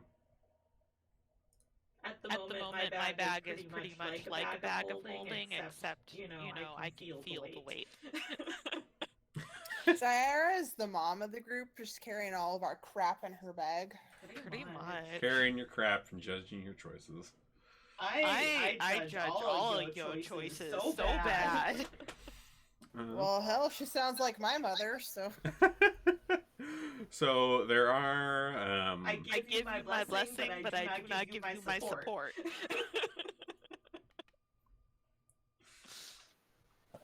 Mix is kind of morbid too, so he's gonna take the toothpick. He's like, you can use it as a stir stick.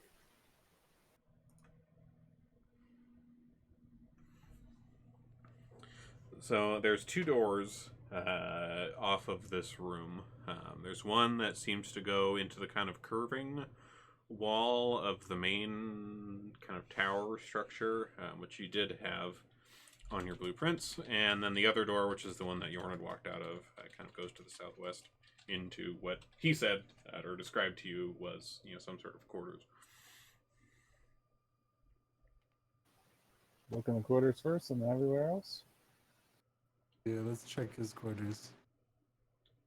Okay. Let me get that uncovered for you here.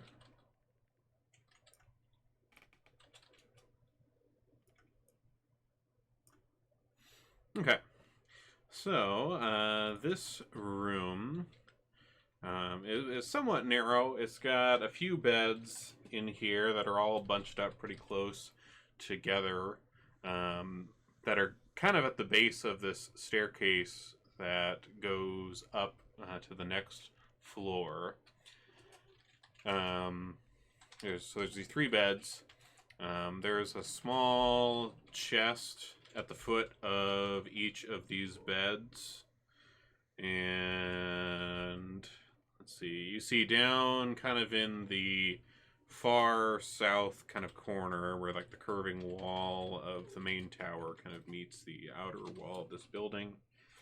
You can see that there is a kind of small basin with some water in it, and then there's also another small bucket that has like a cover on top of it in this far south corner. We'll rifle through all the chests. Sure. So inside these chests seems to be just a pretty common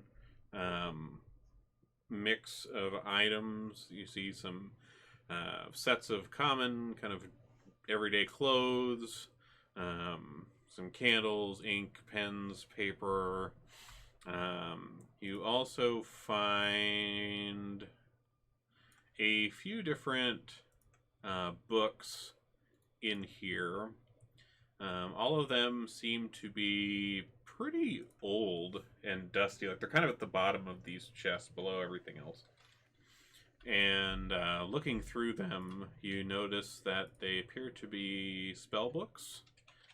Each of them has, a few different spells written down in them.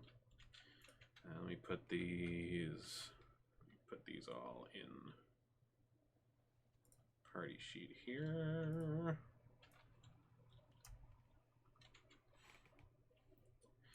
So you see, like, if you're looking through these books, the three of them, there's one that seems to have like a name. They each seem to have like a name written on them or in them somewhere on the leaves. There's one that's labeled with the name Arid, one that's labeled with the name Javi, and another one that's labeled with the name Savara. And all of these seem like the pages seem pretty aged. They've probably been around for at least a few decades, at least in your guess. They don't seem to be they don't seem to have been like recently messed with at all. Ooh, do you need those, or should we take them to the bookstore and sell them?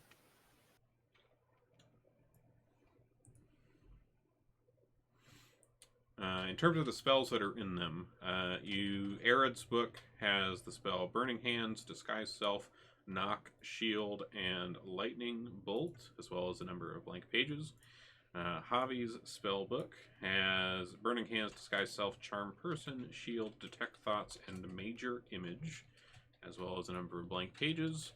And Savara's has Burning Hands, Disguise Self, Comprehend Languages, Shield, Phantasmal Force, Phantom Steed, and a number of blank pages.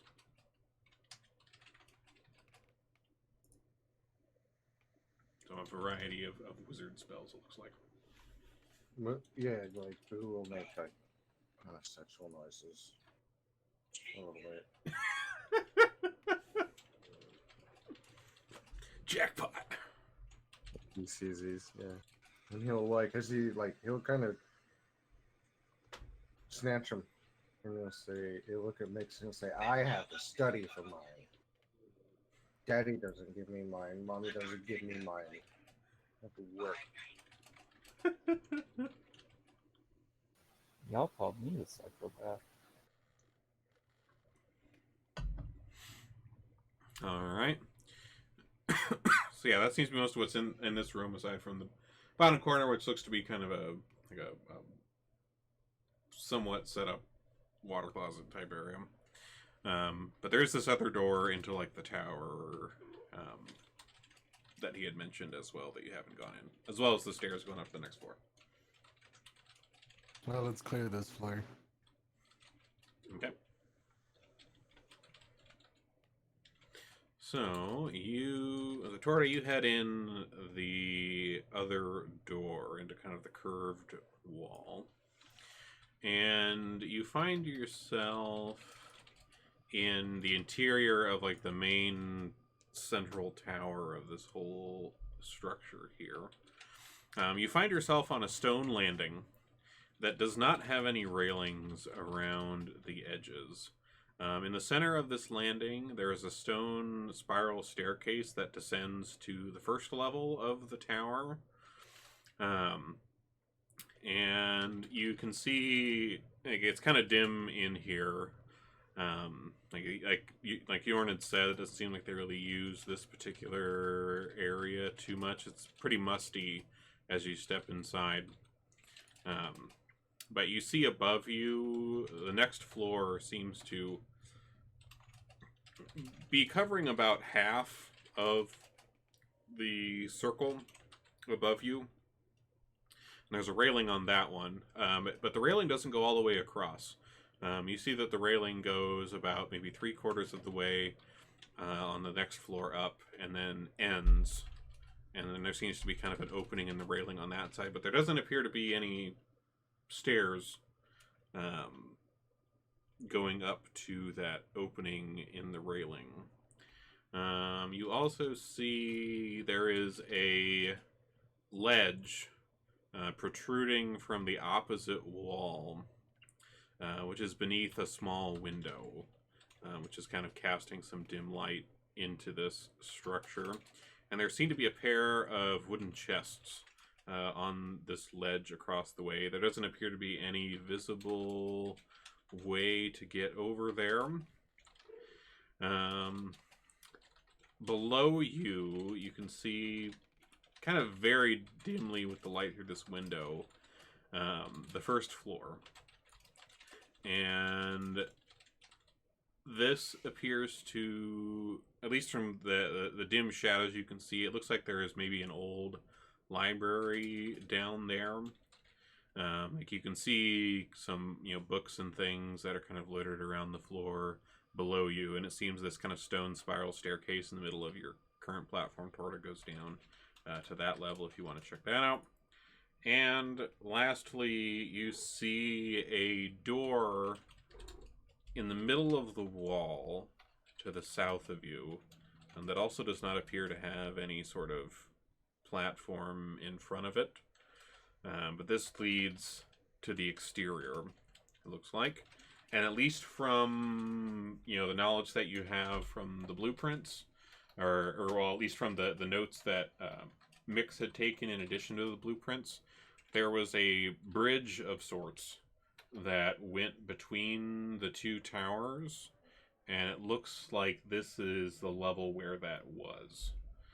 So wherever the store seems to go outside onto that bridge that you observed from the exterior over to the other tower. How high up is the next platform above us with the 3/4 railing? 3/4 railing, that's probably about another 15-20 feet up. So, all right, no problem to get to. First, we're going to look at the chest. Okay, so jumping across over there. I've learned my lesson with this place. I'm going to go back into the other room, look for a small throwable item, and throw it over towards the chest. I'm not getting bounced off anything. Okay. All right, so you pretty easily find just kind of some small decorative item that was on a table in the other room. Perhaps a like a small trinket box. And you come back in there, chuck it over at the other ledge across the way. Doesn't seem to bounce off anything. It kind of lands on the stone over there and skitters across and bonks into the other wall. There doesn't appear to be any barrier or anything. All right, I'm gonna follow after him. Okay. So while Tortoise in here poking around, the rest of you, are you all coming in here as well, or hanging out in that kind of lounge reading room area? What are you doing? Generally, I stick with Torta. Well, I'd also call back for the book lovers that there's a library downstairs. Yeah, Mix is going straight downstairs. Okay. Let me get you that first level here again. Let's see here. Colot Towers 1. Here we go.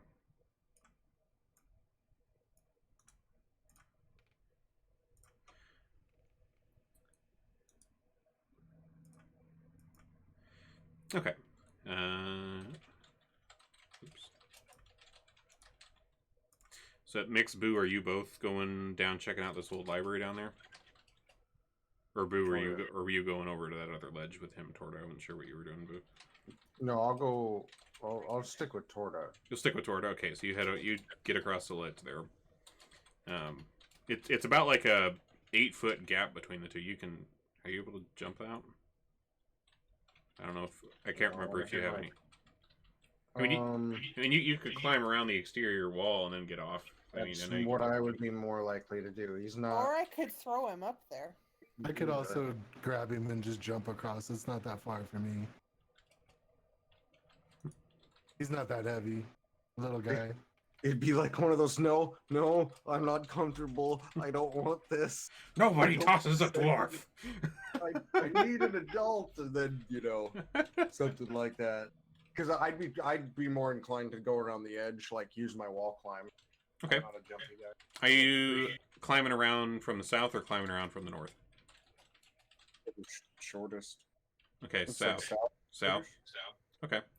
So you kind of get up on the wall, climb around, you kind of climb over this door. You can kind of feel a little bit of a draft from the outside coming in from there as you pass over it. And you get over to that other shelf there. Zayara, are you going down checking out the library on the first floor or hanging out in the sledge with Jinku? What are you doing? I'm probably going to the library. Okay. Let me just get that uncovered here and get your tokens over there. So let's see, mix, boop, and Zayara, boop. Okay, so you should be able to see both the first and the second floor maps. Okay, so Mix and Zayara, you come down this kind of winding stone staircase, which is pretty dusty, down to this first floor. Down here, it doesn't look like there's any like door at all into this room. Like it's just solid stone wall all around the outside. The only way to get here is this staircase that you just came down. You see some kind of dented suits of armor kind of on display and around the edges of the room. There's a variety of books that are all kind of packed into stone bookshelves, kind of carved into the walls. And there's above most of the bookshelves here, there's like a little alcove, and you see these kind of statues carved in each of these alcoves and kind of grotesque little figures. There is a table to the northeast with a pair of chairs. There appears to be a very dusty set of dragon chests sitting on the table that looks like it was in the middle of a game the last time it had been touched. The pieces are, it seems like they've had a few turns before they got up, whoever was playing, and left. Do you check out any of the books around at all? I'm gonna scan the shelves just to see if anything sticks out as odd. I personally am looking for any books on demons as well as books on healing. Okay. So you take a look around at most of the books around here. Most of them don't seem to be of particular note. Like you see a variety of kind of general fiction and nonfiction type titles, mostly pretty common.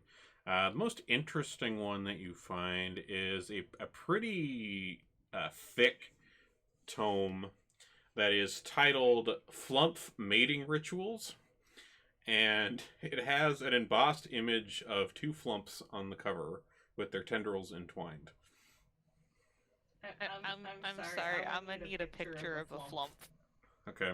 Oh, you don't even know the half of it. I'm gonna need a picture. Okay, but what is their tail? Are they all tails? No, their tendrils are entwined. Oh, I thought you said tails. No, tendrils. There's a pair of two flumps on the cover with their tendrils entwined. They propel themselves by farting. It's true. They do. They are pretty amusing creatures. Zayara's going to take it. Okay. Do you look at it at all, or just take it? No, she's just putting it in a bag. Okay. Mix, I see you poking around down there as well. Are you checking out anything else in here? Well, I mean, I was looking through the books. Did I find anything potion-wise, or? Nothing in particular potion-wise. Let me put this in the party sheet. This book. Yeah, this thick book that Zayara grabbed seems to be the really only main one of interest. Well, I'll start opening books and shaking them. I'm really want to find the deed to this place and forge taking ownership of it. All right. So you start poking around down there. Torta, Boo, you guys are over on this other platform. You got two chests. One on the left, one on the right. Do you head for one of them and one of them first? I'll go for the left one. Go for the left one. Okay. I'll go for the right. All right. So, Torta, you head for the left-hand chest, and it does not appear to be locked. And you crack it open here, and it seems to have a number of different items. You aren't really familiar with most of these, but there are some crystals, there is an orb, there are a variety of rods, and 6 wands in this chest. I'll mention what's in it to Boo. Okay. Boo, you over on the right-hand chest had reached for the lid to open it up, and you are surprised to find that your hand is stuck to it.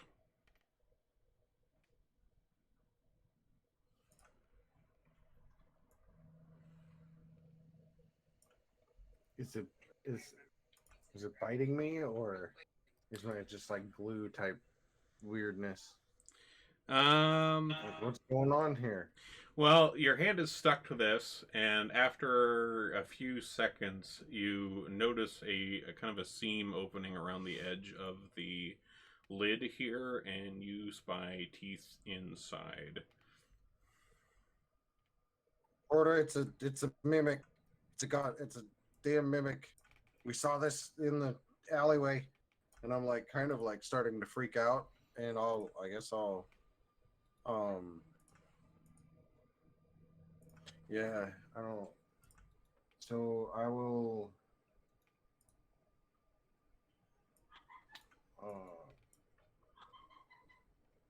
I'll try to cast a witch bolt on the thing from like point blank range. I think he's always going to fall back to the magic right now so far. Okay. Well, go ahead and roll. Oh, sorry. Yeah, let's roll initiative. And I should say, so while, Boo, you're getting yourself stuck to this mimic chest down here. Mix, Zara, you guys were poking down around there. And Mix, you're kind of shaking some books out, trying to see if you can find any sort of deed or anything like that. And you hear kind of a slight grating noise of like stone on stone. And you notice that the kind of statue above the bookshelf that you're currently messing around with seems to be moving. Is that a good thing? Probably not. Oh, that was Zyara talking to Mix. Most definitely not. Damn it. All right, everybody. Here I was hoping you found a secret door. Everybody roll it up.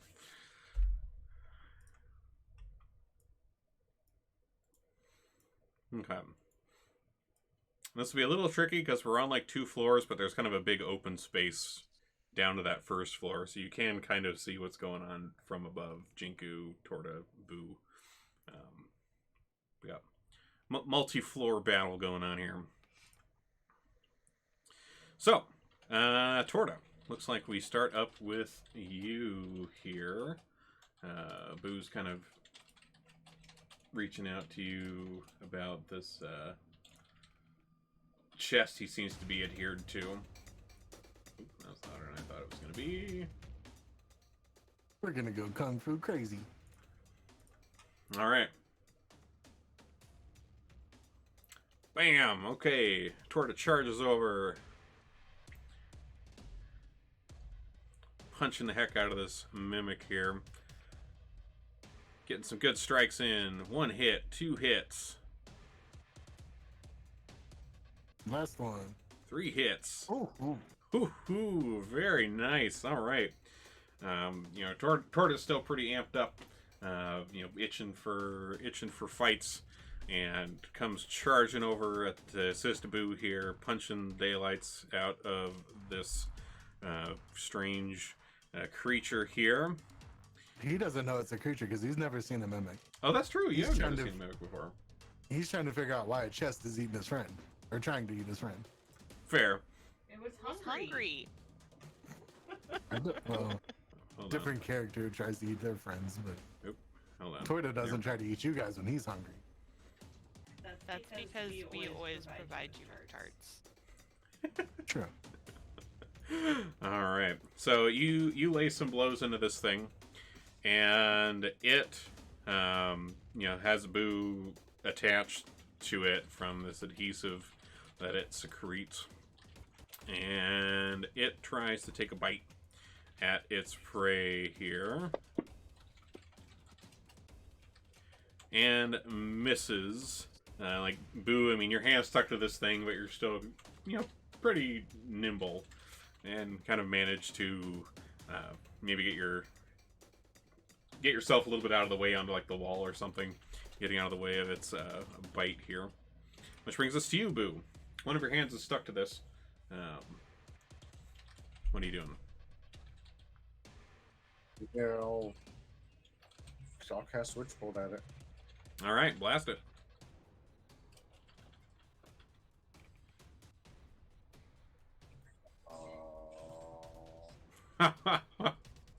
So you try casting Witch Bolt at this chest here, and for whatever reason it seems like whatever this adhesive is on this chest, causes it to kind of cast off of it without much of an effect. Which brings us down to the first floor. So mix this stone statue up above you here. Kind of spreads out this kind of little pair of stone wings that it's got, and tries to claw at you with its stone claws here. And misses. You're still holding on to this last book you were shaking. You kind of managed to throw it up in front at the last moment, causing it to miss you here. The other gargoyle, it gets its wings out and flies across the room, is kind of hovering in the air next to you, Zyara. Or it could not. Well, unfortunately, it does. And it tries to kind of swoop down at you to hit you with its claws. And you two manage to kind of duck out of the way. You see it coming across the room and dodge there, which brings us to you, Zyara. This gargoyle just tried to take a swipe at you. What you doing? I'm trying to figure that out.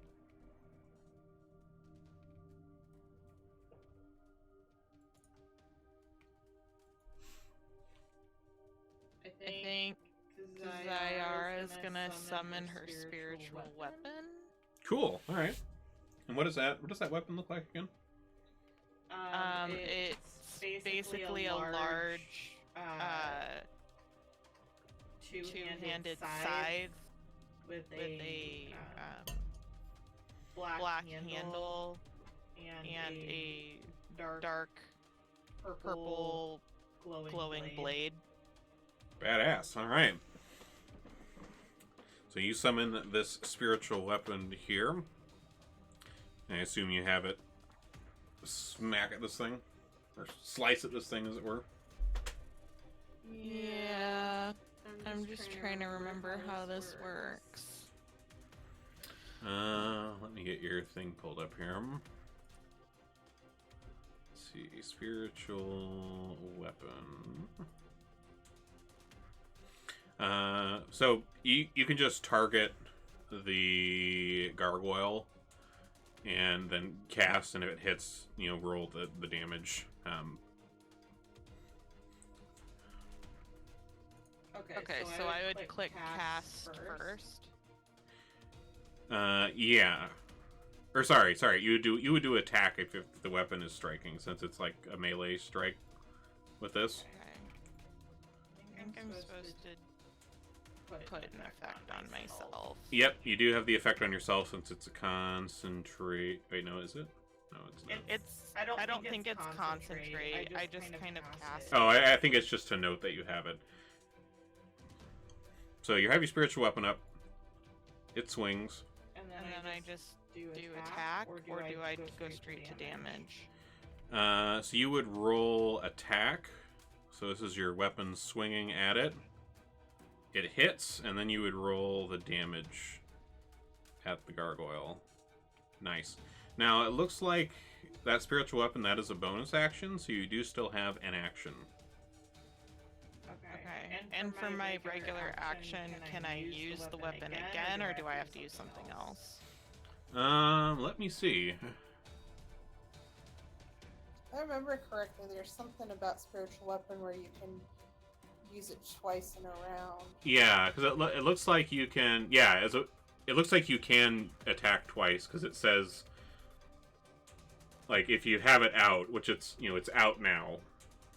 Like, you can attack with it, and as a bonus action, you can move it, or you can repeat the attack on it. So, yeah, since it's out now.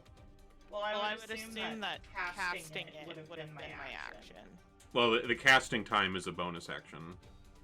Oh. It's a bonus action spell. Okay. Well, then I'll attack again.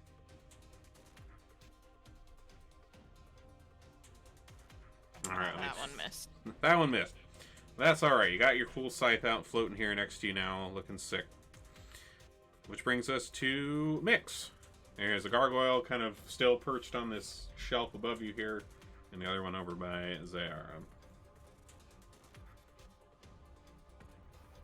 Mix is good. Kind of look at Zayara like, are you good?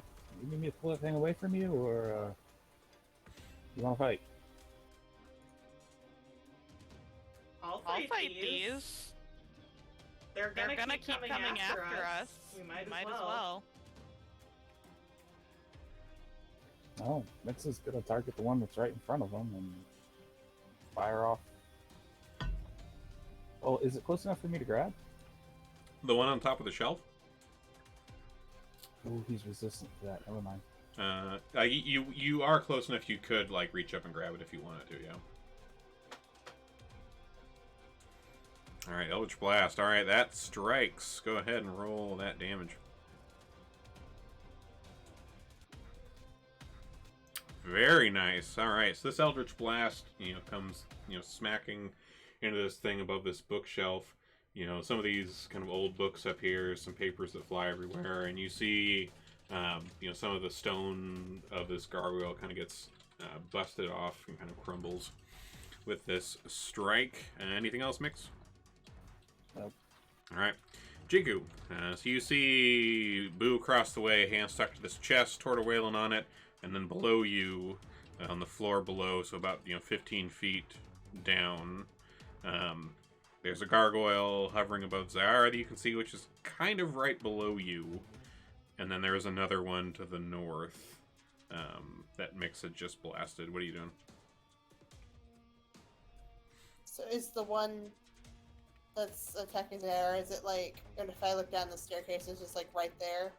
I mean, if you looked off the edge of the ledge where you're standing, it's like right below you there, pretty much. Okay. Is there anything like where I'm at, like any heavy furniture or anything? No, this ledge is pretty empty. It's just the staircase going down. The only furniture of note is the chests across the way and the stuff down on the first floor. But otherwise, the only heavy thing around here is you.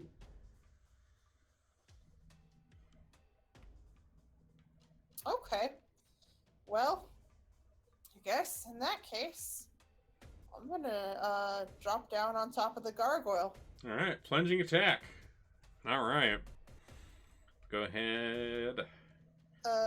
Which one is that? Gargoyle 1 is the one that's right below you here. And how would you like me to roll this? I mean, go ahead and roll it as like a regular thing, but if it hits, you're gonna, pin it to the ground under you in the process. So like roll like one of my weapons, or? Yeah. I mean, if you have your flail out, you can, drop down trying to smack it with your flail or something. I would assume I've had my flail out this entire time, not putting it away. Okay. Yeah, I mean, if you're kind of plunge attack with your flail, feel free.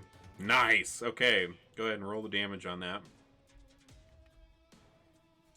Okay, and so like you land on top of this thing, kind of taking it by surprise, and come plunging down onto the ground on top of this, doing some damage with your flail, and then in addition, I'm going to add a little bit extra on there from literally smacking into the ground with it. And then I'm going to hit it again since I have a second attack. Okay, so in addition to the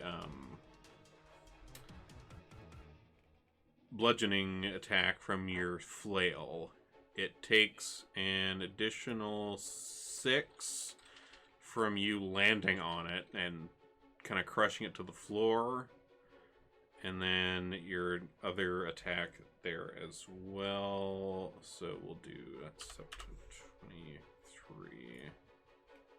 Cool.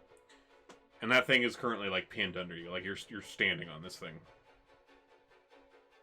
It's kind of making weird noises and kind of trying to claw at you from under your feet. Cool. Nice. Torta. All right, let's keep kung fu in this chest.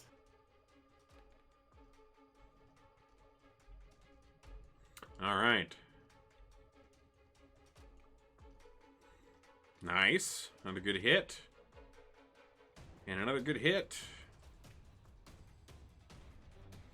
Very nice. All right. Torta, you managed to keep living on this chest. Still not entirely sure what the heck is going on with this thing. But you know that your hits are connecting, and they seem to be doing some sort of damage. And enough damage to the point that it seems to kind of relax. And like Boo, you kind of feel that this, adhesive is kind of loosening up, and you're able to kind of pull your hand away, with this kind of, almost kind of like a string cheese effect almost from this adhesive goop on this chest.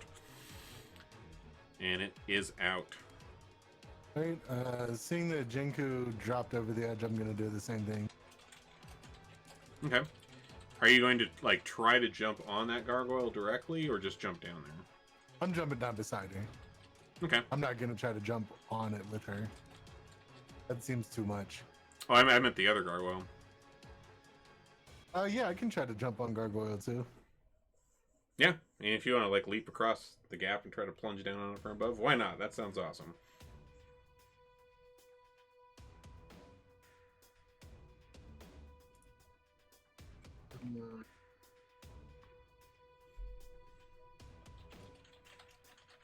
All right, so let's see, 16. All right, that hits.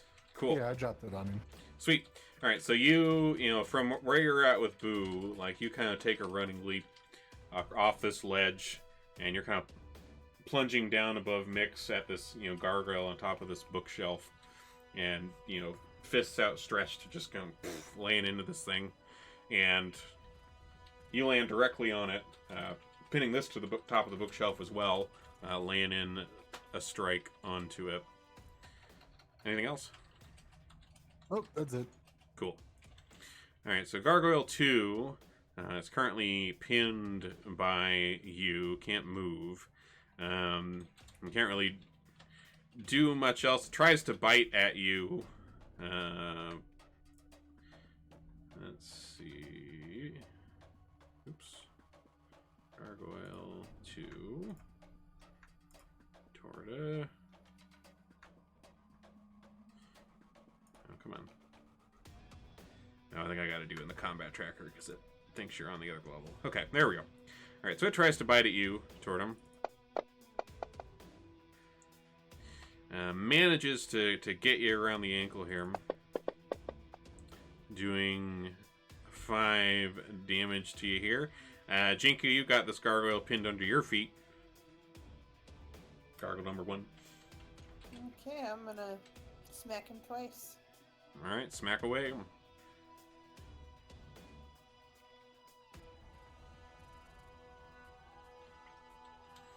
Alright. A miss and a hit. Go ahead and roll that damage. All right, so you again smack at it with this flail here. Like it seems to be, resisting. It seems to not be doing quite as much damage as you expect with this thing. I mean, it is made out of stone, but you're chipping away at it at a decent rate here, Jinku. Anything else? Staying parked on it. Yep, I'm gonna stay on top of it. Okay, Mix. Gargoyle 2 is kind of pinned above and in front of you here by Torta standing on top of it. What are you doing? I'll aim an Eldritch Blast right at its face. All right. Don't hit Torta. Yeah, you should be good. Oh, okay. So you let off your Eldritch Blast here, and you're trying to adjust to make sure you don't hit Torta, and you seem to adjust a little bit too far and miss the gargoyle as well. Anything else? Nope, that's it. Okay. Gargoyle 1.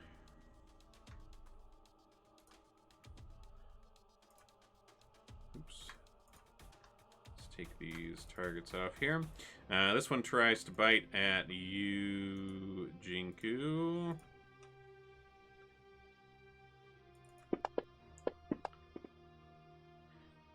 Does manage to get on your ankle as well, doing a minimum damage to you. Zara! Me. Jinku's in front of you here. This gargoyle's pinned under her feet. You got your spiritual weapon out here. So Jinku's on top of it? Yeah, like there's like it's still poking out enough that if you want to like have your scythe take a swipe at this thing and try to get its head off or something, feel free. You certainly can. Okay. Then I'll go ahead and take a swipe. Okay. Alright, that hits. Let's see if that does it. That does it. Alright, so your scythe comes down. Well, how are you telling me how that looks? You got your scythe out. You haven't used this one very much. So my scythe comes down and sparks a little bit as it goes into the gargoyle and just like slices clean through it. Very nice. Alright, that one is gone. You still can move your weapon as a bonus action if you wanted to.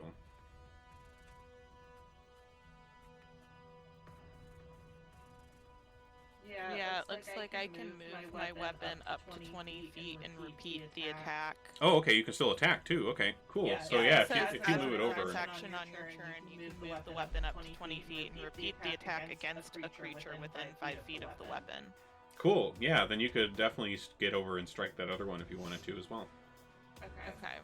So I'll move it over to gargoyle number 2 Okay. and go ahead and attack gargoyle number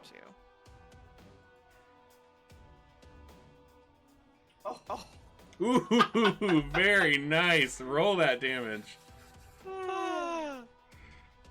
Do I do anything special for rolling damage on a crit? It'll roll the crit automatically. Oh, okay. It'll roll the extra dice. Nice. All right, so you scythe this one off. Are you doing the same, trying to clean head off this gargoyle here? Yep. All right, so Torta, you're over here standing on top of this gargoyle, and this like glowing purple scythe comes floating over to you from Zara, kind of rears back, and just right. Yeah, you can kind of feel the wind of it as it goes past you here, and lops that head right off of that gargoyle, and it kind of clunks down to the ground below the bookshelf here. And that is out. We're out of combat. Twitter's just gonna lead back up to the next platform where Boo is at. He's gonna go, watch this, and he takes like the Miyagi crane stance, 2 hands up and 1 leg ready to kick, and then he heals himself with wholeness of body. All right. It does 18 HP. Okay. Boo, are you looking at that other chest that Torta had opened, looks like? Yeah, I was gonna say, like, as when he's doing this, like, he jumps up and he's saying this, like, Boo is like frozen with like several wands in his hand, like half into a pocket, like, and he just watches him do that, and then quickly like grabs the rest of the stuff, tries to snatch the rest of the stuff out of there, unless it bites me. No, it doesn't. So yeah, so like what was in that chest again? So there's 2 crystals, an orb, 4 rods, and 6 wands. Like Boo, like you recognize all of these to be pretty common things that are used for arcane focuses. Um, so you assume, especially given some of the other wizard things you found around here, or old wizard things you found around this tower. It seems like these might have been here from that time as well. You can certainly pocket some of those if you want. And they're all on the party sheet too. All right. So there's like that door to the south that goes outside. There's this another floor up above you as well. I'll pop up there and take a look and see what's on that floor above us. Okay. Are I you? mean, my standing jumps 25 feet, so. Yeah. So you're jumping up into like that area that doesn't have the railing on it. It had a 3/4 railing, right, with an opening. Yeah, it had like a 3/4 railing, and then like the far kind of eastern end of it was open. Yeah. Yeah, I'll jump up in between the railing there and the wall, the opening spot. Okay. So you jump up here, and like as you're jumping up into this railing, you are kind of surprised to find yourself you hit your head on something invisible while you're trying to jump up onto that kind of open area, and you kind of come back down, landing on your feet on the ledge next to Boo here again. It seems that there is something there in the way of your jump.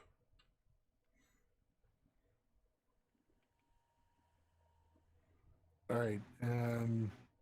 I'll grab something again and throw it straight up where the railing is at to see if it's the same wall or invisible platform. Okay. So you kind of throw it up over the railing in the middle kind of area, and that goes up and over the railing just fine. It seems that whatever this opening in the railing is, there's some invisible thing extending out from them. Okay, I'm gonna go up and over the railing this time. Okie dokie. So you head up there without any trouble, landing on the next floor up. On this floor, you see there's like the opening to the railing that you tried to jump up, and like it seems like now that you're kind of up here, it seems that the railing on like the other end, it's not as like high as the rest, and you can see that this area seems to have quite a bit of shattered glass around the floor. There's like a large trellis table that's been knocked over, and there is a cabinet, a very large cabinet against the back wall that looks to be empty. Boo, you're down here on the ledge. Are you crawling up anywhere else at all, trying to get somewhere? I'm falling for it. I'm just climbing. I can't jump. Okay. So where on the wall are you climbing? Are you kind of climbing up that north side? Yeah. Okay. So you kind of get up on the wall and try climbing up around the north side, and you keep seeming to like run into something, and you find that it seems to continue slanting downwards until you're at the level of the kind of other stone platform that Jinku was previously standing on. From just kind of your general knowledge of architecture, it seems like there's an invisible staircase here.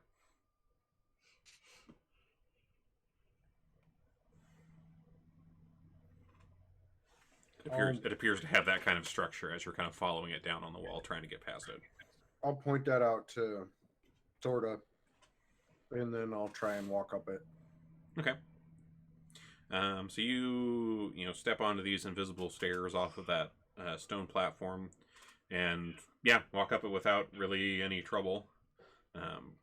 Nothing unusual about it aside from it not being visible, but you managed to make it up to that next floor with Torta. Jinku, Mix, Zara, you guys coming back up that spiral staircase from the first floor and heading up as well?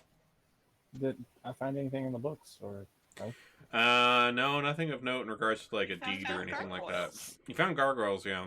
Like the only other thing really of note down here, aside from the book that Zara took, is the chess set on the table. But other than that, nothing really else. Mix might come back to the chess set later if he's got room in his bag. And it does look pretty nice, so I'm certainly take note of that for later. Ooh, no, he'll take it. Let's do it. Okay. Like you go over to the chess set and kind of take a look over it here, and it seems to be constructed out of hand-carved ivory, like the board and the chess pieces.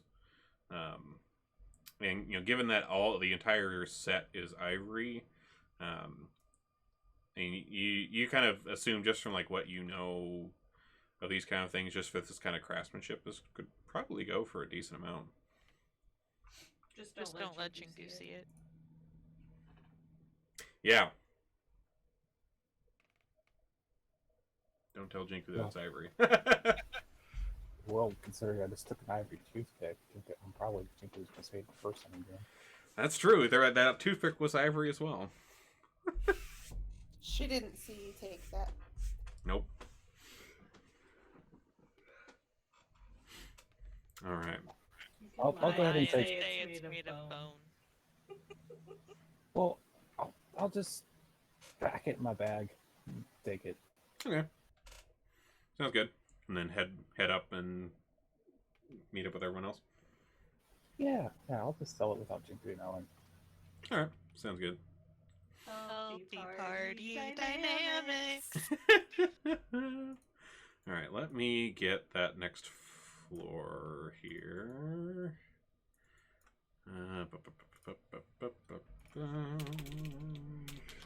Lot. Towers. 3. There it is.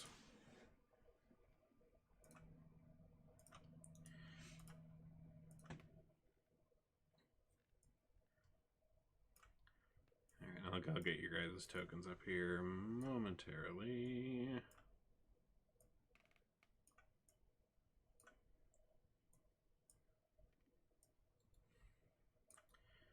Okay. Torta's not in the void.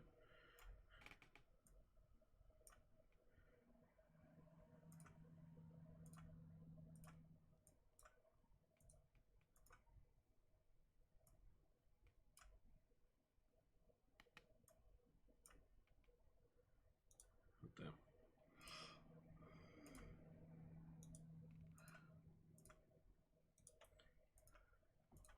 There we go. Okay, should all be... There we go. Should all be up there now. So, yeah, as I was saying, there's this kind of knocked over table with kind of shattered glass everywhere, and then a very large empty cabinet. And you can also see there is another floor above you, like another 15, 20 feet up.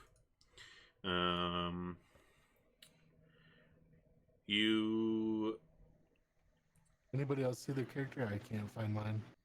No, it's all black. Oh, it's all black? Hold on, let me... I see mine. Hold on. Here, let me take all these. Wait, who can see and who can't see? I can. You can. Again? Can't. You I can't. Okay. Torta and Jinku can't see themselves. Okay. Let me re-add those here. Jinku. That's weird. When I'm trying to drop these tokens on here, they're like showing up invisible, like they're, you know, kind of like if you have like enemies on and they're like turned off. But like Torta and Zara, when I dropped them in there, they showed up fine. But why are these showing up?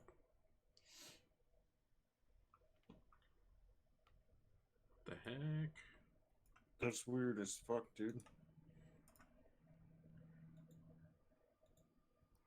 Do you have like enforce? There's some line of sight stuff you can fiddle with and try and turn off. Okay. Can you see yourself, Boo, right now? Yeah, I can see the whole little circle thingamajig. Well, I see a half circle of floor and shit. Okay, how about now? Yeah, I still see. Okay, you still see? Okay, let me... How about now, Mix? Do you see yourself there? Okay, how about Jinku?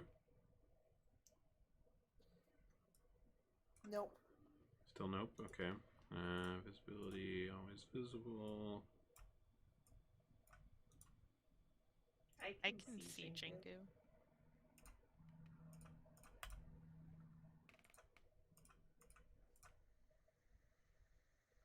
How about...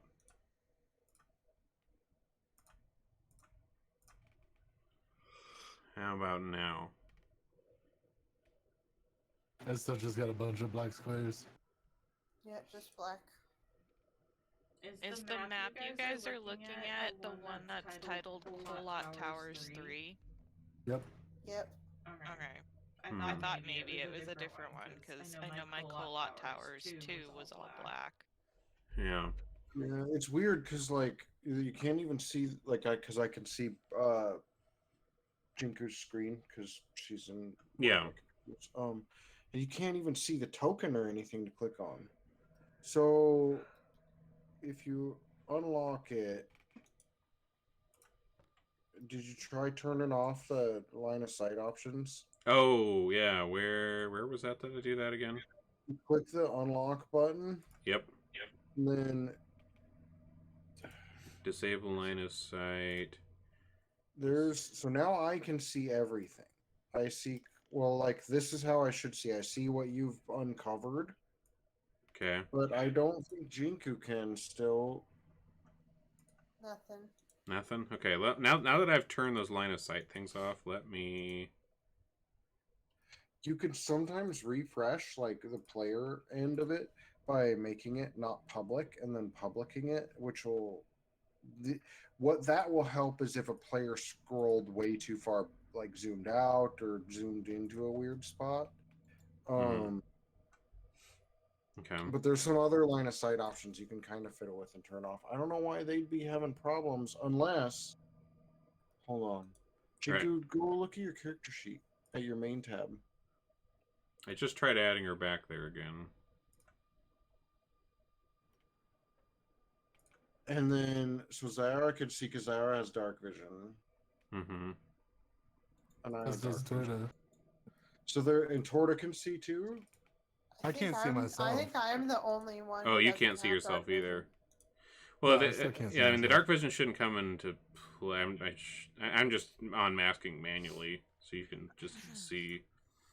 Let me... Well, I don't know why Jinku wouldn't be able to see. Let me see if there's anything else. Let me try...